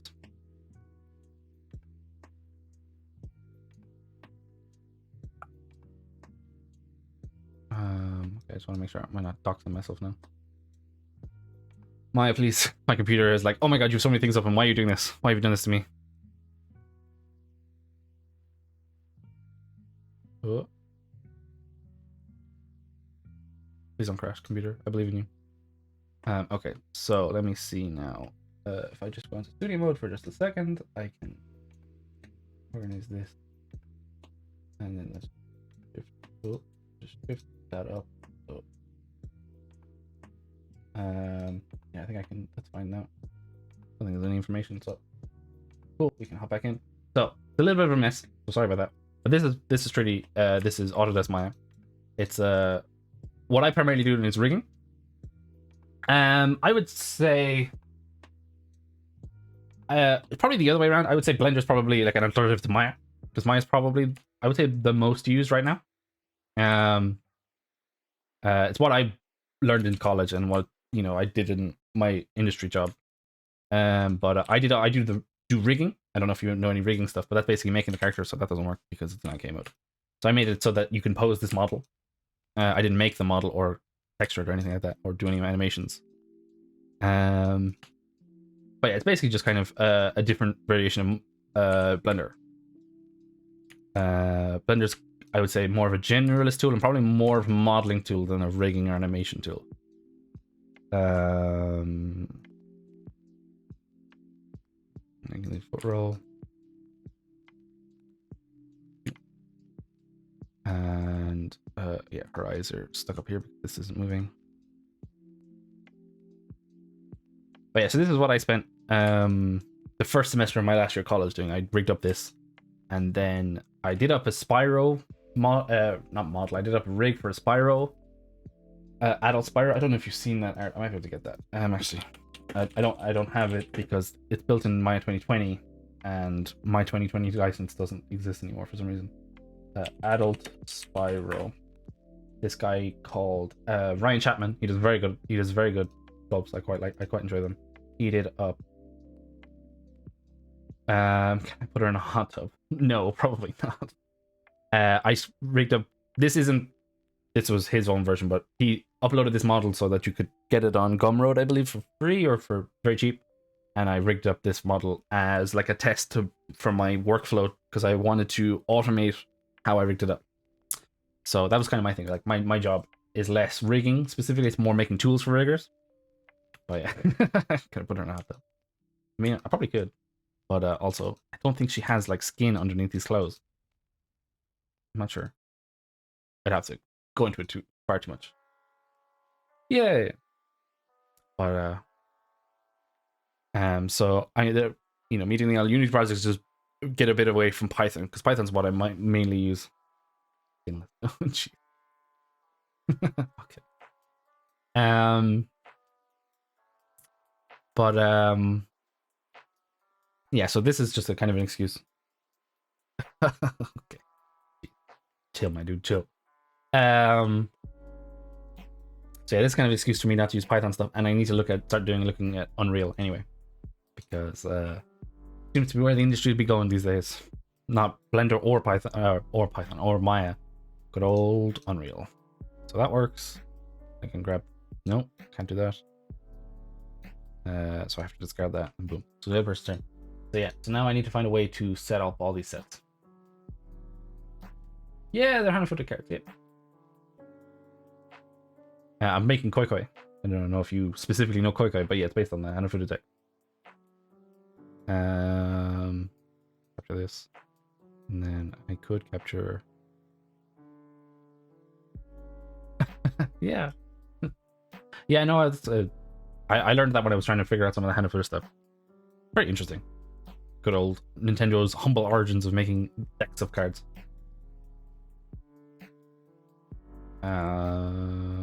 That's a capture. I can't do that, so that's a discard. I could capture this. A blank. So let me see here. What do I do now? One thing I do want to check. I want to see if Danny's still streaming, because I might throw us over to him.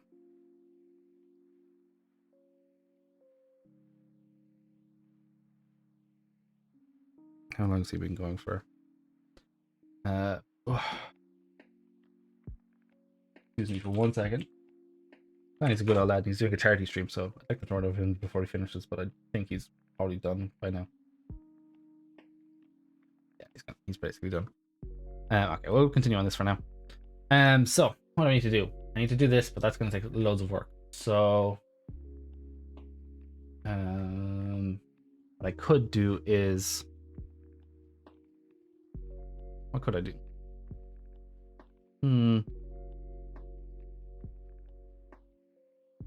So draw card. Actually, wait, let's look at the outline. I made an outline for a reason. I can do the checks at the start of the game, so I guess okay. I need to set them up like this anyway. To do that, that doesn't work. If you can't play anything. Yaku checklist. You should make it so that the on draw deck card you think. Yeah. That's done.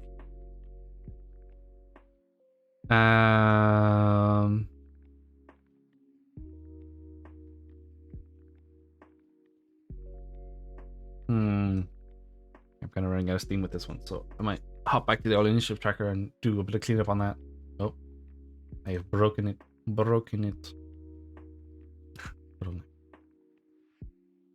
So that's a capture. That's a capture. That's fine. Let me see. This would be a capture. That would be a capture. Okay. Seems to be working capture-wise anyway. Ooh.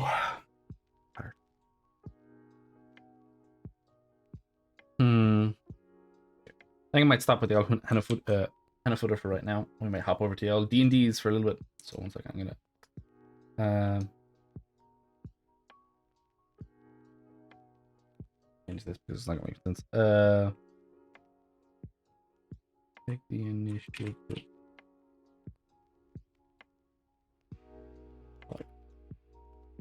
Oh. Okay. So done with this for now. I'll look at the other initiative tracker for a bit,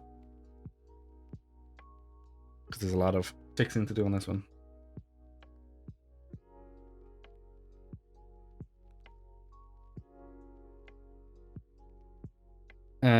Okay, so I can close this. I can close. Okay, so one of the issues I saw when I was testing this before is that I was getting a problem with the click to change things.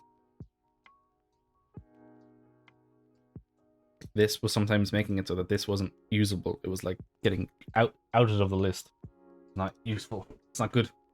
It's not good. It's not good. So what I might just do is I might just scrap that whole thing, to be honest. And what I might just do is make it so that this makes it editable. So if I want to make it editable like that instead, I need to open up everything. So UI manager, I think it's probably on the unit manager, not the UI manager. Okay, so give me a second here. I'll get understand where my bearings are. So that's drop down. I don't need that. That's delete. Input fields. Okay.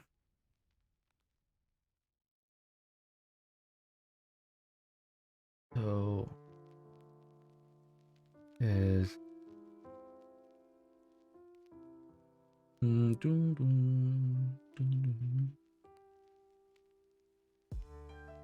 so wait.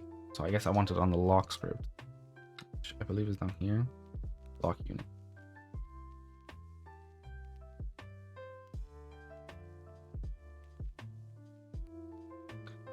Yeah, I mean, it's just, it can be even crazy different depending on what you're doing. Like the stuff I'm doing here is pretty basic. Like if you've seen, I don't know if you've seen Bardaki or anyone else streaming, and it's just their stuff is just mental compared to what I'm doing. But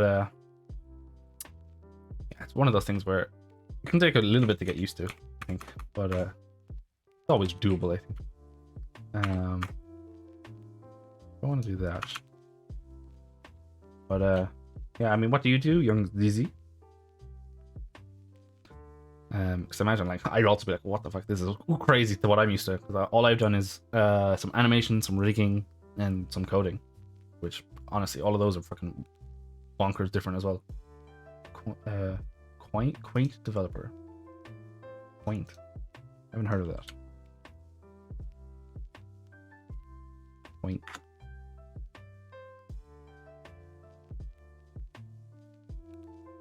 Oh, a quantitative. Oh, that's like straight out of my head. That's cool though.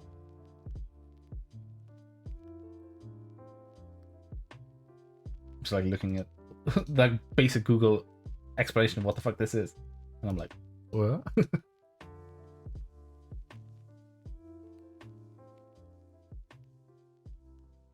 Ah, quantitative trading. Interesting. I mean, that sounds pretty cool. Two Sigma or any of those people? I have not. That is definitely not the circular stuff I go around. But oh look, 2 Sigma. Oh, it's a hedge. Huh? What? They use AI and jeez. Okay. No, I haven't heard of that. But just based on that, I think what you do is probably a lot more advanced than what I'm doing right now. That's fair. That's fair. But it still seems fairly complicated and fairly interesting. How would you even, like, I mean, because it's like finance, but I guess it's like programming finance, but like AI finance. I'm like, how would you even get to like do that? I guess. I don't know how what's the road path to get there. So this right now, I just want to see.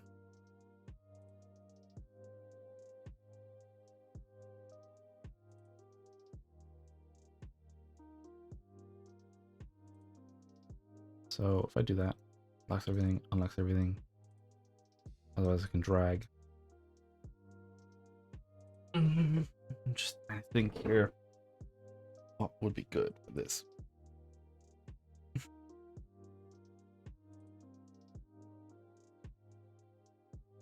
I want to be able to drag it around, but I also want to be able to lock. I mean, honestly, that's a fair way to get in. But I mean, I imagine you probably have to work a decent amount for the internship. That's pretty cool that you got kept along. I imagine it's probably decent-ish pay as well. You know, can't complain about that. I hope it's not, I hope it's fun to do though. Do you know what I mean?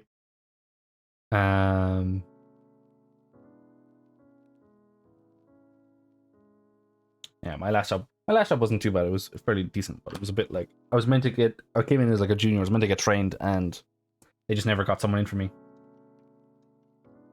Interview questions are very brain teaser questions. Oh, interesting. I would fucking get destroyed. I'm an idiot. That's cool though. I mean, good job. You did. Poker-esque question. Interesting. What do you mean poker-esque? Do you mean like I guess like probability and like chances and stuff like that, or do you mean like it's like bluffing? I don't know. I'm not exactly sure what you mean by that. Intriguing though. So if I do this, then I can't shift, which is like.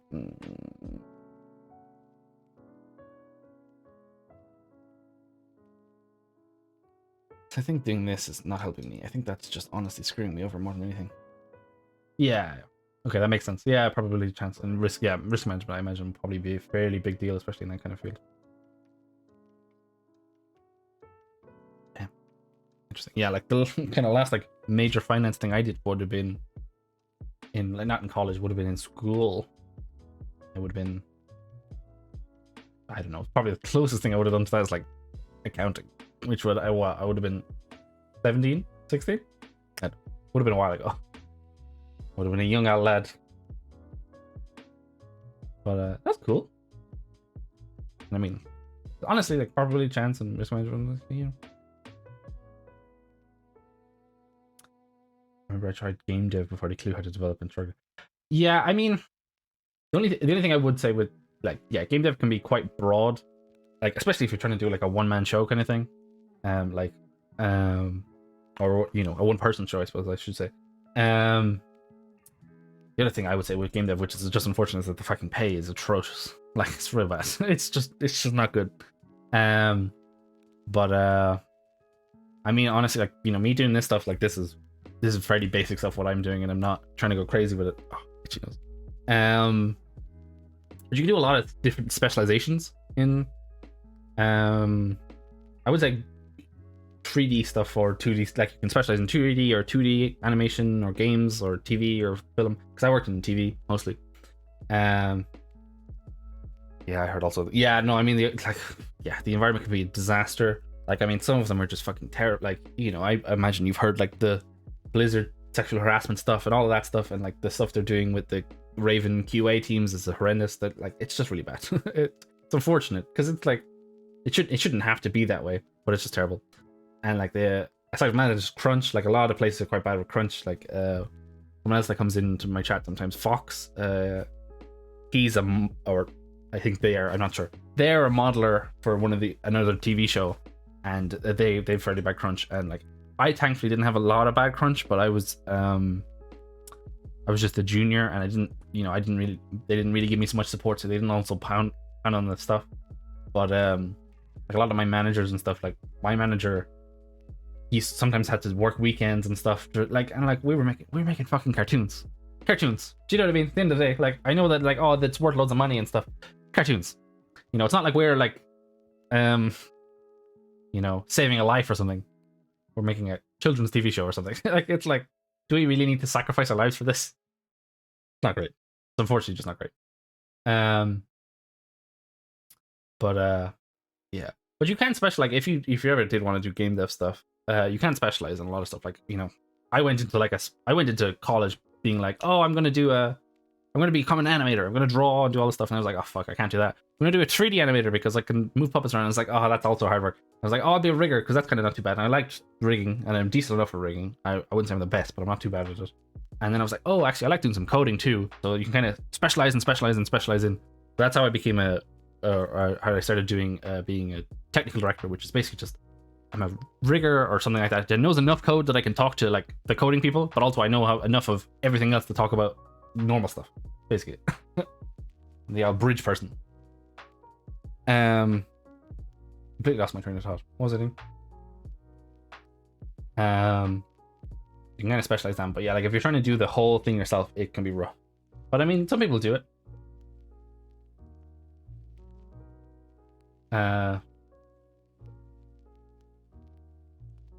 Yeah, I mean, I you know, there's definitely some companies that are, you know, decent and good to their employees, but there's some that aren't, and it's unfortunately like, hopefully, like, you know, there's going to be, I think, yeah, I mean, I can imagine, like, it's one of those things where, like, I you know, I have no idea. Like I really had no idea about the quantitative trading that you were talking about, you know, or anything like that. And like, you know, as a child, you're not going to be like, oh yes, I want to do that when I'm, you know, it's not your first thing, but you're like, oh, this is a video game. This is clearly, you know, coded. You can learn that kind of stuff. It's an easy gateway, I suppose. But yeah, no, it's a shame. But I mean, it's slowly starting to get better. I mean, some places like I think that QA company that Blizzard was mistreating is I think they voted to unionize, so hopefully maybe, you know, that might get some momentum and maybe the industry will change, but I think it's going to take a hot second, unfortunately. But you know, it is what it is. But I mean, if you didn't want to be interested, if you were interested in just doing like the one-man show kind of thing, or you know, two or three person show, they were in my chat a while ago. Twitch.tv/Bardaki or twitch.tv/Irish John Games. That's two of the people I know that are kind of doing solo-ish game. I think John's working with someone else, but Bardaki's making a real-time strategy game, like kind of Age of Empires kind of style thing, and John's making a pirate game, and they're basically doing it themselves. They're kind of doing it as like a hobby thing, because I think they're both developers by trade outside of it as well. Is it paid bad because of demand or because companies are just stingy? Honestly, it depends, really. I would say depends on the position. Like for example, there's not a lot of TDs, so my pay was decent, was pretty good. But a couple of people in my class, their pay was a bit lower because like they were just animators, and unfortunately, there's a lot of animators, and like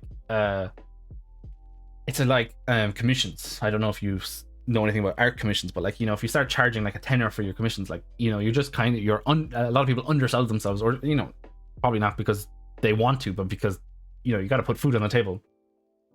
But yeah, that kind of thing, like the sometimes you just got to take the job, unfortunately. But it just means that like a lot of studios, it's this really bad habit because their staff turnover is just mental. Then you know what I mean? And it's not a way to really sustain a business, unfortunately. But trying to think. That, and also just some of them just don't care. Like I've heard some, especially in QA, like quality assurance, I've heard some horror stories of just pay. It's like, you know, it's just, it can be really bad. And I think it's just I wouldn't say tradition. That's not what I want to say. But it's like, you know, it's a lot of places have always paid those kind of roles poorly. So they're like, oh, we've always done this. Why is it different now? But I'm like, you know what I mean? That's not really how history works. You know what I mean? You stuff, you know. Yeah, I don't know. But like I know a lot of well, I don't know personally, but I've seen a lot of kind of, I'd say people that are close enough to like not my level, but my position, like the like technical directors or any of the coders, like primarily coders for like games and stuff. A lot of them will hop ship to like you know, like app development or like, you know, some other software development kind of thing, and you know, they just make a lot more money. And it's like it's really weird because like games development, or like I would say games development, just games, like that's worth so much as an industry. That's worth so much money. So weird that like the people who develop it get none of it. Do you know what I mean? It's weird. I don't know. I have a lot of harsh feelings about that. I don't like it. So what I think I might do, I wish it was better. At the end of the day, we're making a fucking cartoon. Like I wish it was better. I'm gonna put these up.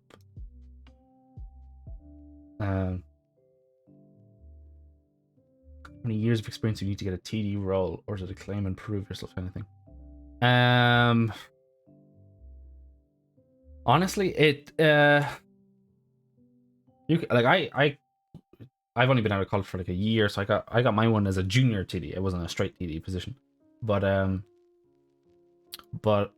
it really depends on what the company needs. It's a bit of claim and prove, and like, you know, experience is going to help you get higher on the stack, right? Like if they have like a stack of applications, any experience you have is going to put you at the top of that. Do you know what I mean? But like the main thing with specific TD position is that it's kind of this from what I've seen anyway, it's a bit of a wear many hats kind of thing. Like, for example, if I went into, let's say, company X and I went into just a random TD, they might have me building like character modules or something like that for rigs. But if I went into company Y, they might be actually, they probably don't deal with characters, they might deal with buildings, and then I have to do a building simulator thing. Do you know what I mean? It's you kind of just fit the needs of the company. Like if I got hired by the people that made like Frostpunk, their need for a TD would be completely different than a, you know, a TV show that focuses on children's characters. Yeah, it's a bit of a weird thing, but like I think most, like especially in the kind of the game devs and the TV and stuff, like experience is gonna help. But at the end of the day, they just, if you have a fucking kick-ass show reel, you know, they'll want to hire you. Do you know what I mean? That's basically it. So I'm gonna comment this out because I actually don't want this for now.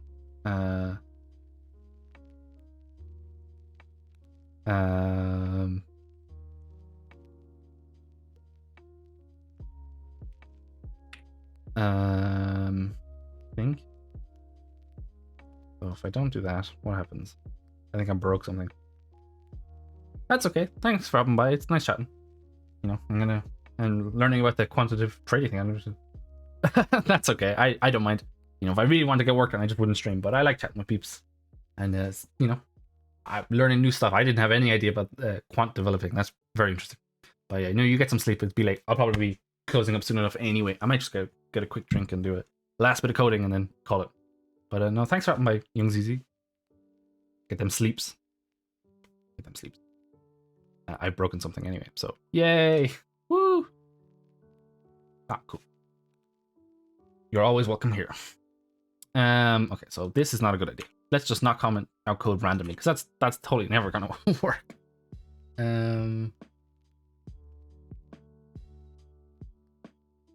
So maybe I just don't make it a raycast target. Maybe? Does that make sense? I just don't do this toggle up and down thing. Maybe what I could do instead is can I do this? Are we okay? Okay, we're all good. So what I should go into here, bring up the LUnit list. So let's see here. This, what I probably want to do, that's a size fitter, that's fine. I want to put it on this one. I think what I want to do is get rid of all of these.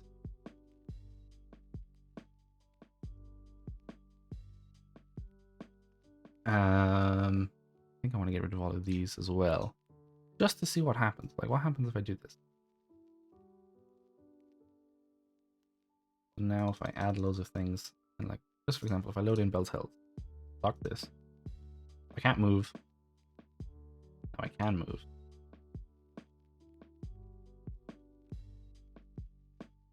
Oh.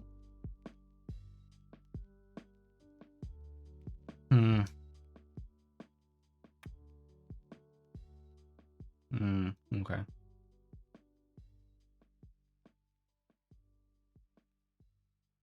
Okay. I'm gonna take a small break, I think, because my brain is just melting. I'm gonna get a drink. So if anyone wants to get a drink, go for it. It'll be like 5-ish minutes, probably 5-10 minutes. Otherwise, I'll be back trying to fix what I've just broken. Yay! Okay, cool. I'll leave you some tunes as well. So, give me a sec.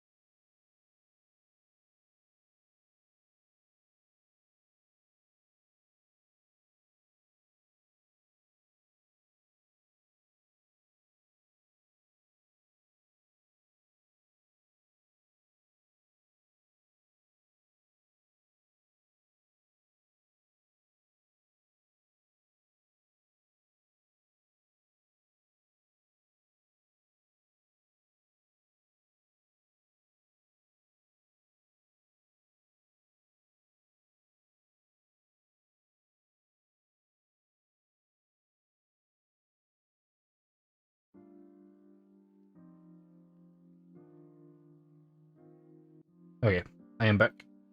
So I'm gonna probably work on this a little bit more, but it is getting a bit late, to be honest. I might head to bed soon too. I feel my energy waning. So, an input field.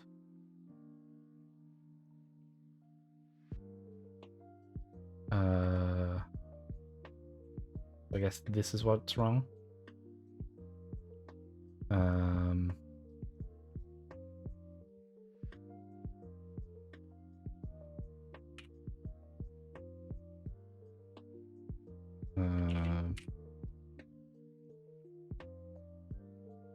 think that's what's wrong, so I just need to edit input field down. Under down, I think. This probably isn't what I need to do. But we'll test it out for now. Edit input field down.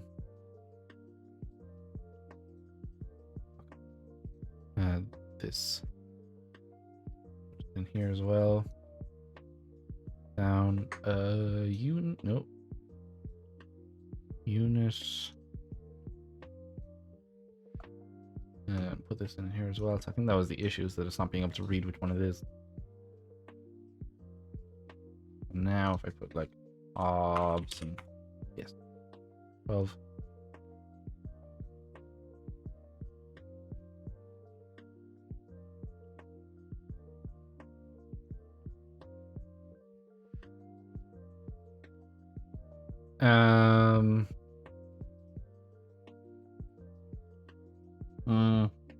I think I want a different button for.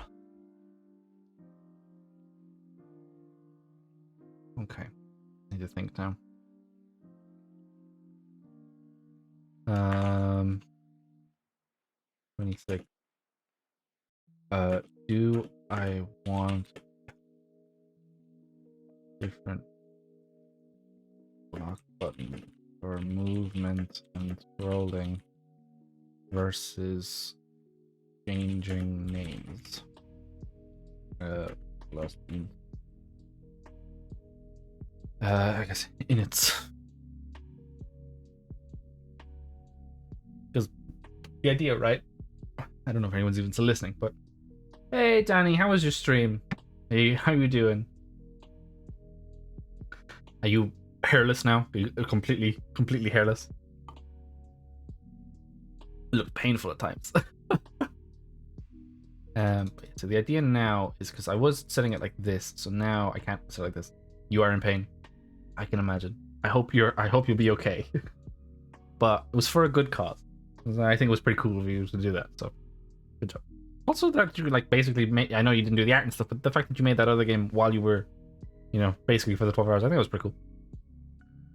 But yeah, also 12-hour stream. Oof, that would have been exhausting. Also, puppy. I saw a puppy, so it's like, yes, this is the winner stream. So I like all those. But... Yo, that's awesome. That's how cool. I wish I could have donated, but I am poor. But that's so cool. What was for the? Who was the donation to? Because I didn't actually see. I saw there was like some stream listing, but I don't know who, like what, who was receiving the donation. I suppose the charity.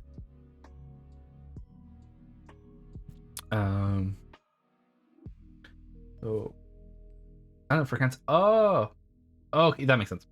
That's cool. Yeah, no, fuck cancer, man. Fuck cancer. Fuck that shit. No. What is it? If I do this now, all good? Okay. It's okay.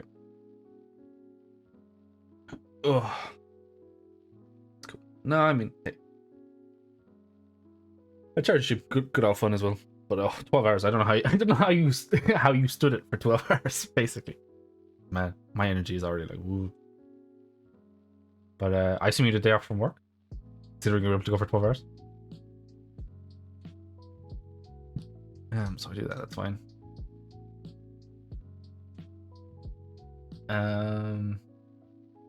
Mistletoe. Lock. I think I need to add a new lock. The lock movement, I think. So it's on over here.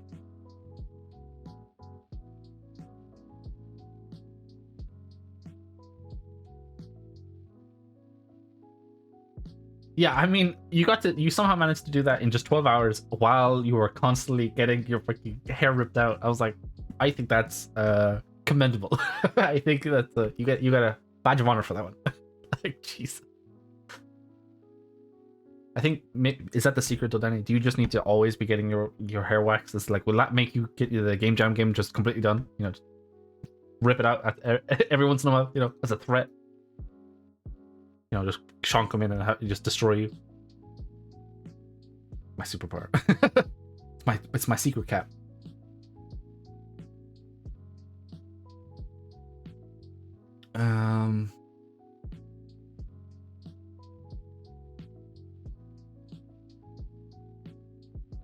Oh.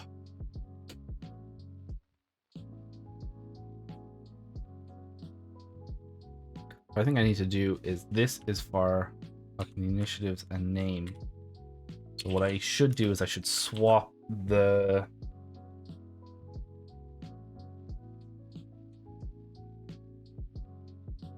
where is this getting used?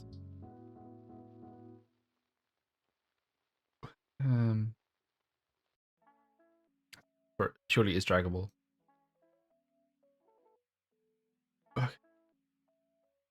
Also, yeah, that would be a rough superpower, my guy. That would be fairly rough. Ultra productive, but only when your hair is ripped out. Ugh. But I mean, it's good cost, so deserved claps. Deserved. I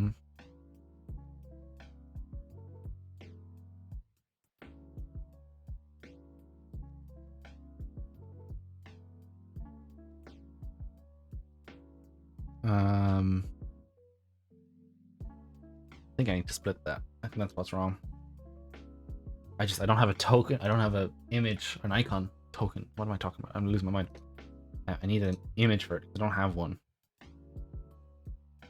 Because I think I need to, yeah. So if I bring those in, those aren't locked in, but I can't drag them. I can do this. Cool. Graphics does not like this. I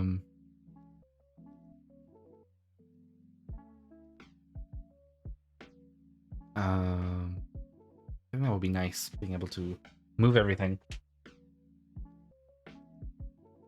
Well, okay, so I still can't click on the name.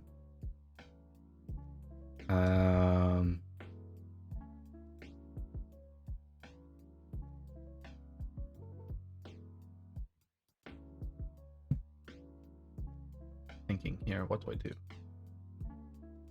My brain is definitely not working. I was trying to work on the Koi game, and it was just like my brain was like, "What are you doing? Why have you done this?" Triangle is false. I should be able to do the scroll right. I can't do it on those because those are catching the.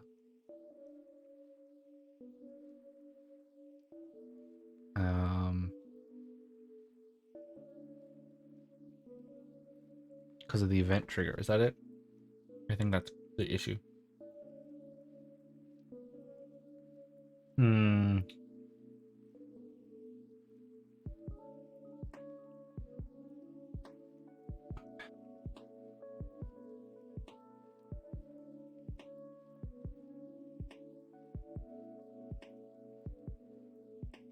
Maybe I don't do the event trigger. So what's this one that is for? Let's see. It's for the top one there. Yeah, 1 second. I'm just gonna before I add this and go Hobson. I lock that. I just want to add loads in, right? If I do that, can't drag anything. But I should be able to drag down. But I can't drag down. Hobson's thing is there.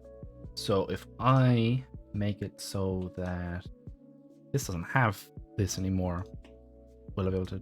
Yes. The event trigger, that's the problem. Okay. So need to remove event trigger blocking me.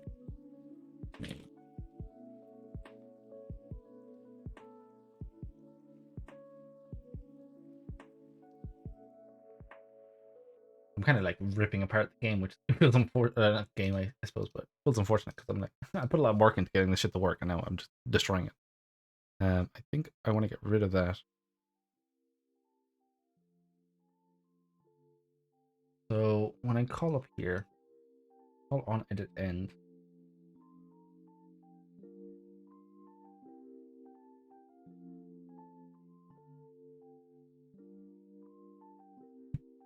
So that takes in a. What does that take in an input? Because it's that.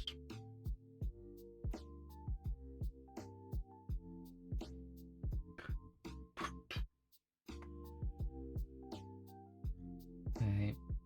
So that. Okay. So that's the input. So what I select. I do a. Maybe let's do it up here rather than there. I don't need that. I do need this. Public void. Select.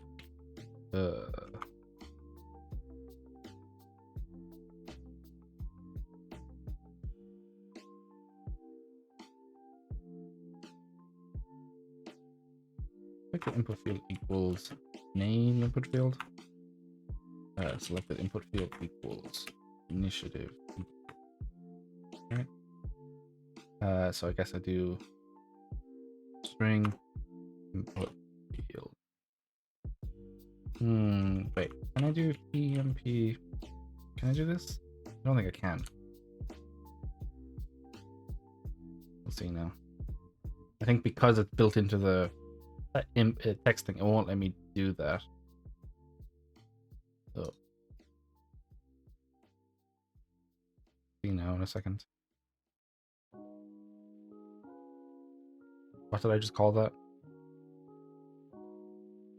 Seems like I can. I can. Okay, wait. I don't need this. I can just do this. I can just do that. Push this up.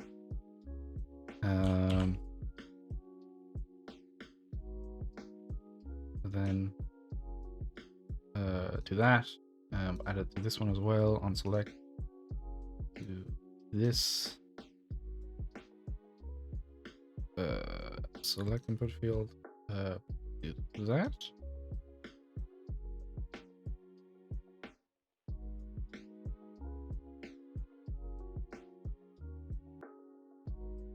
Oh, okay. So what I need to do now then is I need to remove these event triggers.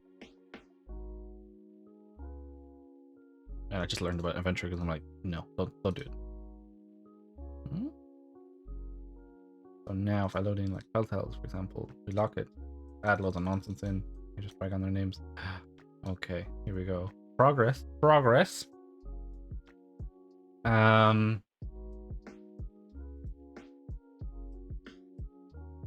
Okay.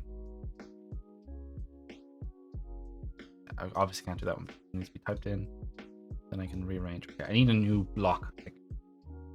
I don't know what symbol to use. For now, I think I'm gonna do UI backdrop bottom panel lock. One of those. I need to move it over a little bit. There. Lock. Input. Lock. Lock. Right. Right now, those are both going to do the wrong thing, but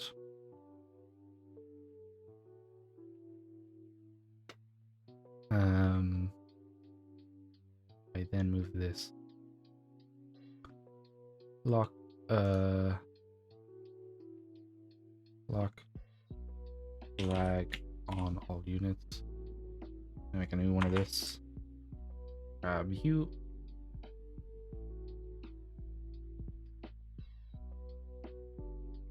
Lock inputs on all units for each. I don't want to do that. I I don't want to do that. But now I can just get rid of this, right? I believe. And I can get rid of this.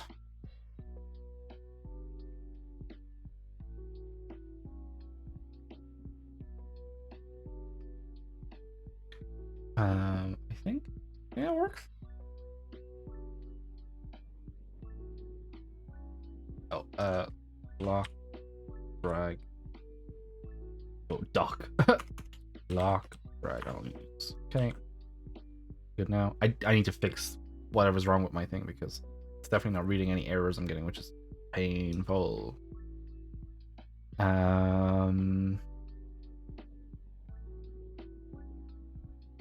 Oh, I didn't change it. This is lock inputs, so I want this to be inputs, and I want this to be lock drag. So now, moment of truth.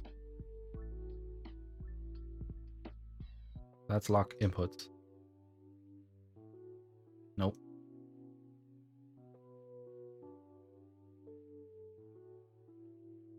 Oh. Oh, I'm not setting it right. Wait. Lock input. Okay, wait. I didn't set that right. To do this dynamic, right? Lock inputs and then lock drag. That's right. So now if I let's load up that.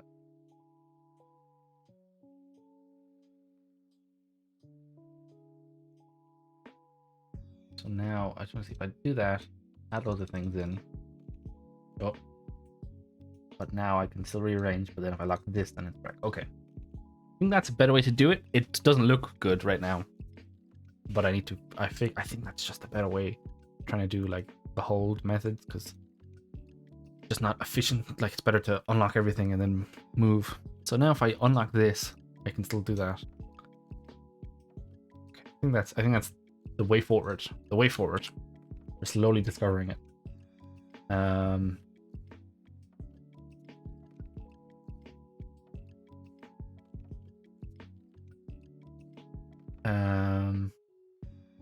I guess what I want to do is lock inputs and all units. So then what I need to do now is I need to grab this unit lock, change all occurrences is unit drag lock, and then I need to do public tool is unit input lock.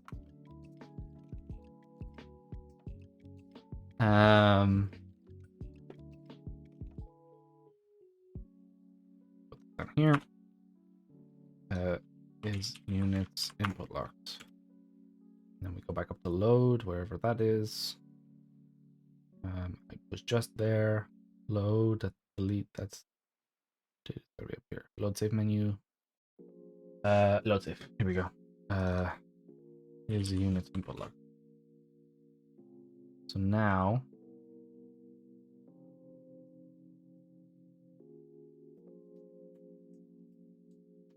for example, if I load bell cells, now if I load mistletoe, gotcha bitch. Gotcha. Okay, so let me see.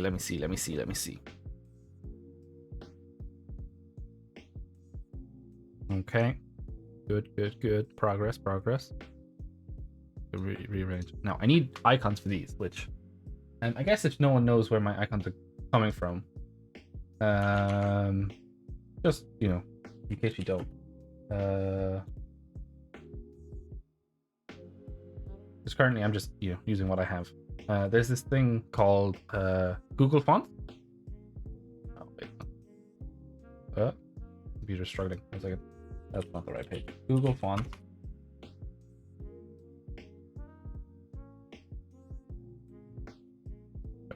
This is Google Fonts.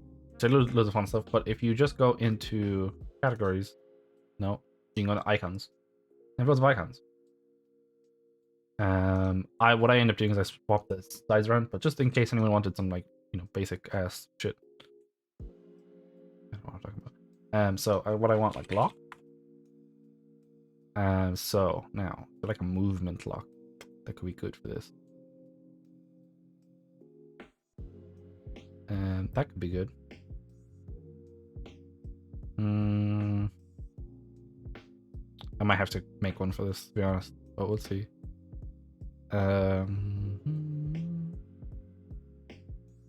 These are weird.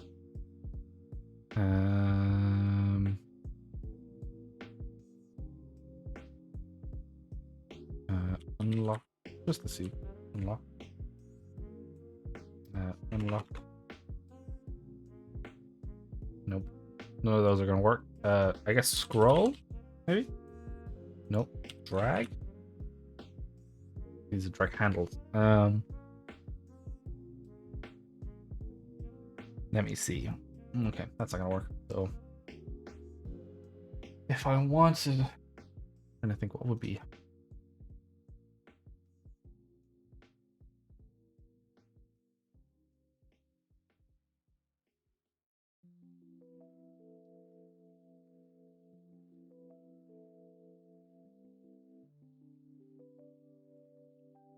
I'm trying to think like what would be good iconography for that. I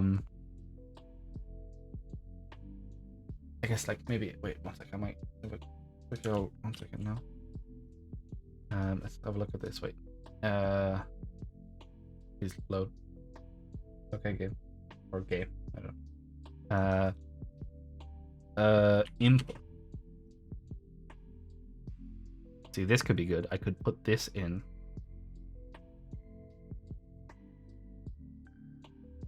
Yeah, edit off. Okay, here we go. Edit off. Okay. I think we'll do that. I might do that off stream because I have to do Photoshop nonsense. So,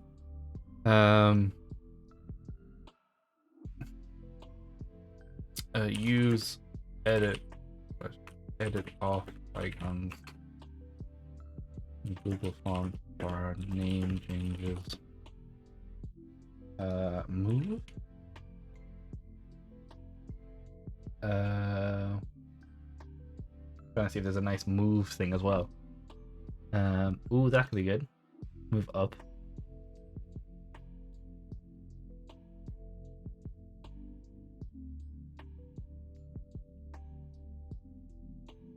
Maybe this one. I'm trying to see, is there a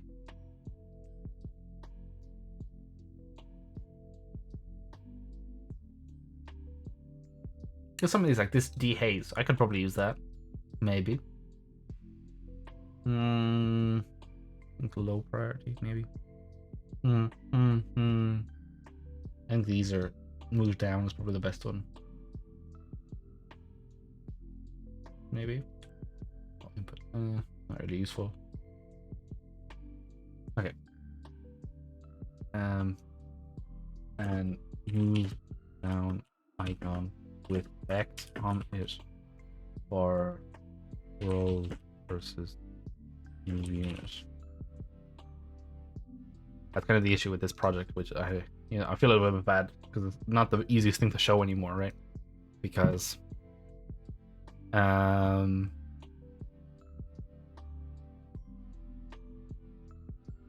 I trying to say? It's just me kind of trying to figure out how is this a good user case? Do you know what I mean?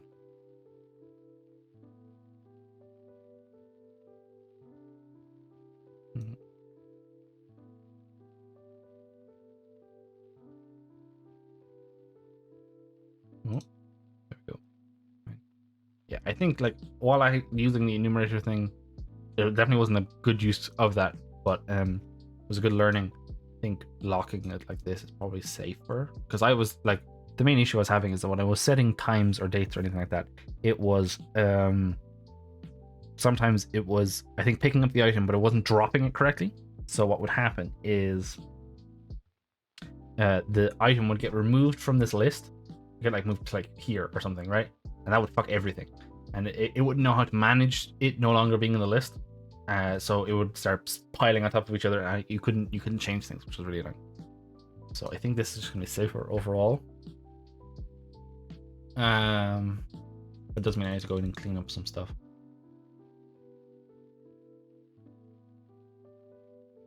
I'm glad that that slide works. One thing I did, yeah, I fixed that. There was an issue with it not getting read correctly. I think I could work on is these at some point, I suppose. Don't know. No, sorry for that. Ugh.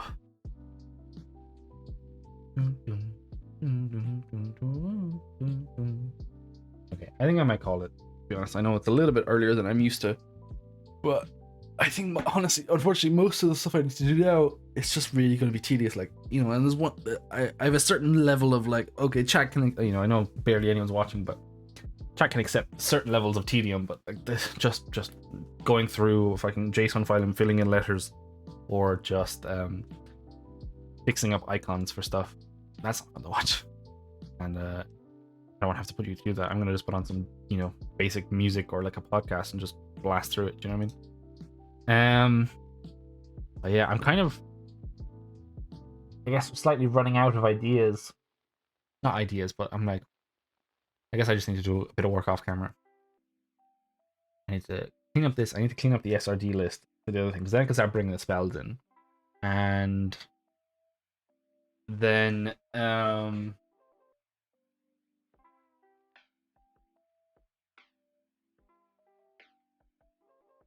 if that's true, what am I trying to say here? I'm losing my goddamn mind.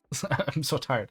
And for Koiko, I need to make the lists, the, you know, the tokens or whatever. So oh,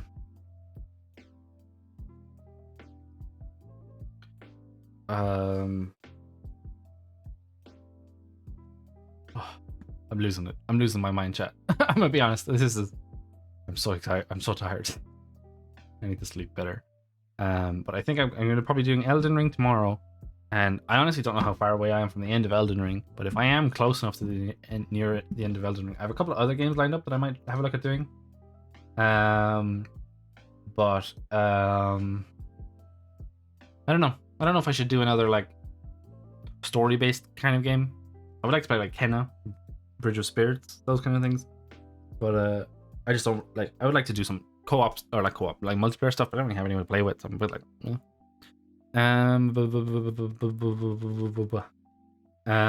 sorry. This is how I am when I'm tired. Just lose all function of my brain. But yeah, I think Thursday might be a D&D stream. We'll see. Maybe I'll change my mind. I don't know.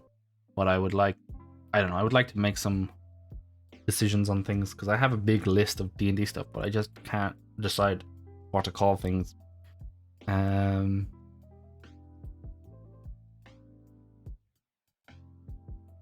that's my biggest issue, naming things. I'm terrible at. Anyone who knows me will be like, trying to get me to name like a character in a video game, disaster. It takes me like half an hour. Pretty bad. And some things I want to work out. Okay, I'm just rambling now, so I think I'm going to call it. I'm going to see who's streaming, see if there's anyone to give the all raid to. I'll try and get some work done on this in between stuff, chat. But thanks for everyone for dropping by, and thank you for all the raids. I know that most people are gone to bed because it's late, but you know, I appreciate the raids from Berdaki and people hopping in, and like all you know, the old peeps, the new peeps. Love you all. Good to have chat. I think I'm gonna raid us over to John because he's a good old lad. If anyone's still here, thank you. I really appreciate, you know, you being here, and I like, you know, like chatting with everyone. I like going through the stuff. I know I wasn't as productive today, but I got a little bit done on Koi Koi, and I got to explain the game and kind of wrap my head around a bit more. And I know the next steps to do. Unfortunately, I just have to kind of, I don't have to do them offline, but it's just not going to be it's not going to be productive otherwise, I don't think. So I'm going to send the raid over. So thank you for all being here, and I'll hopefully catch you tomorrow. Okay. The raid has been created. Okay. Bye, everyone. And thank you. Also, I should stop my recording before we go over. Stop.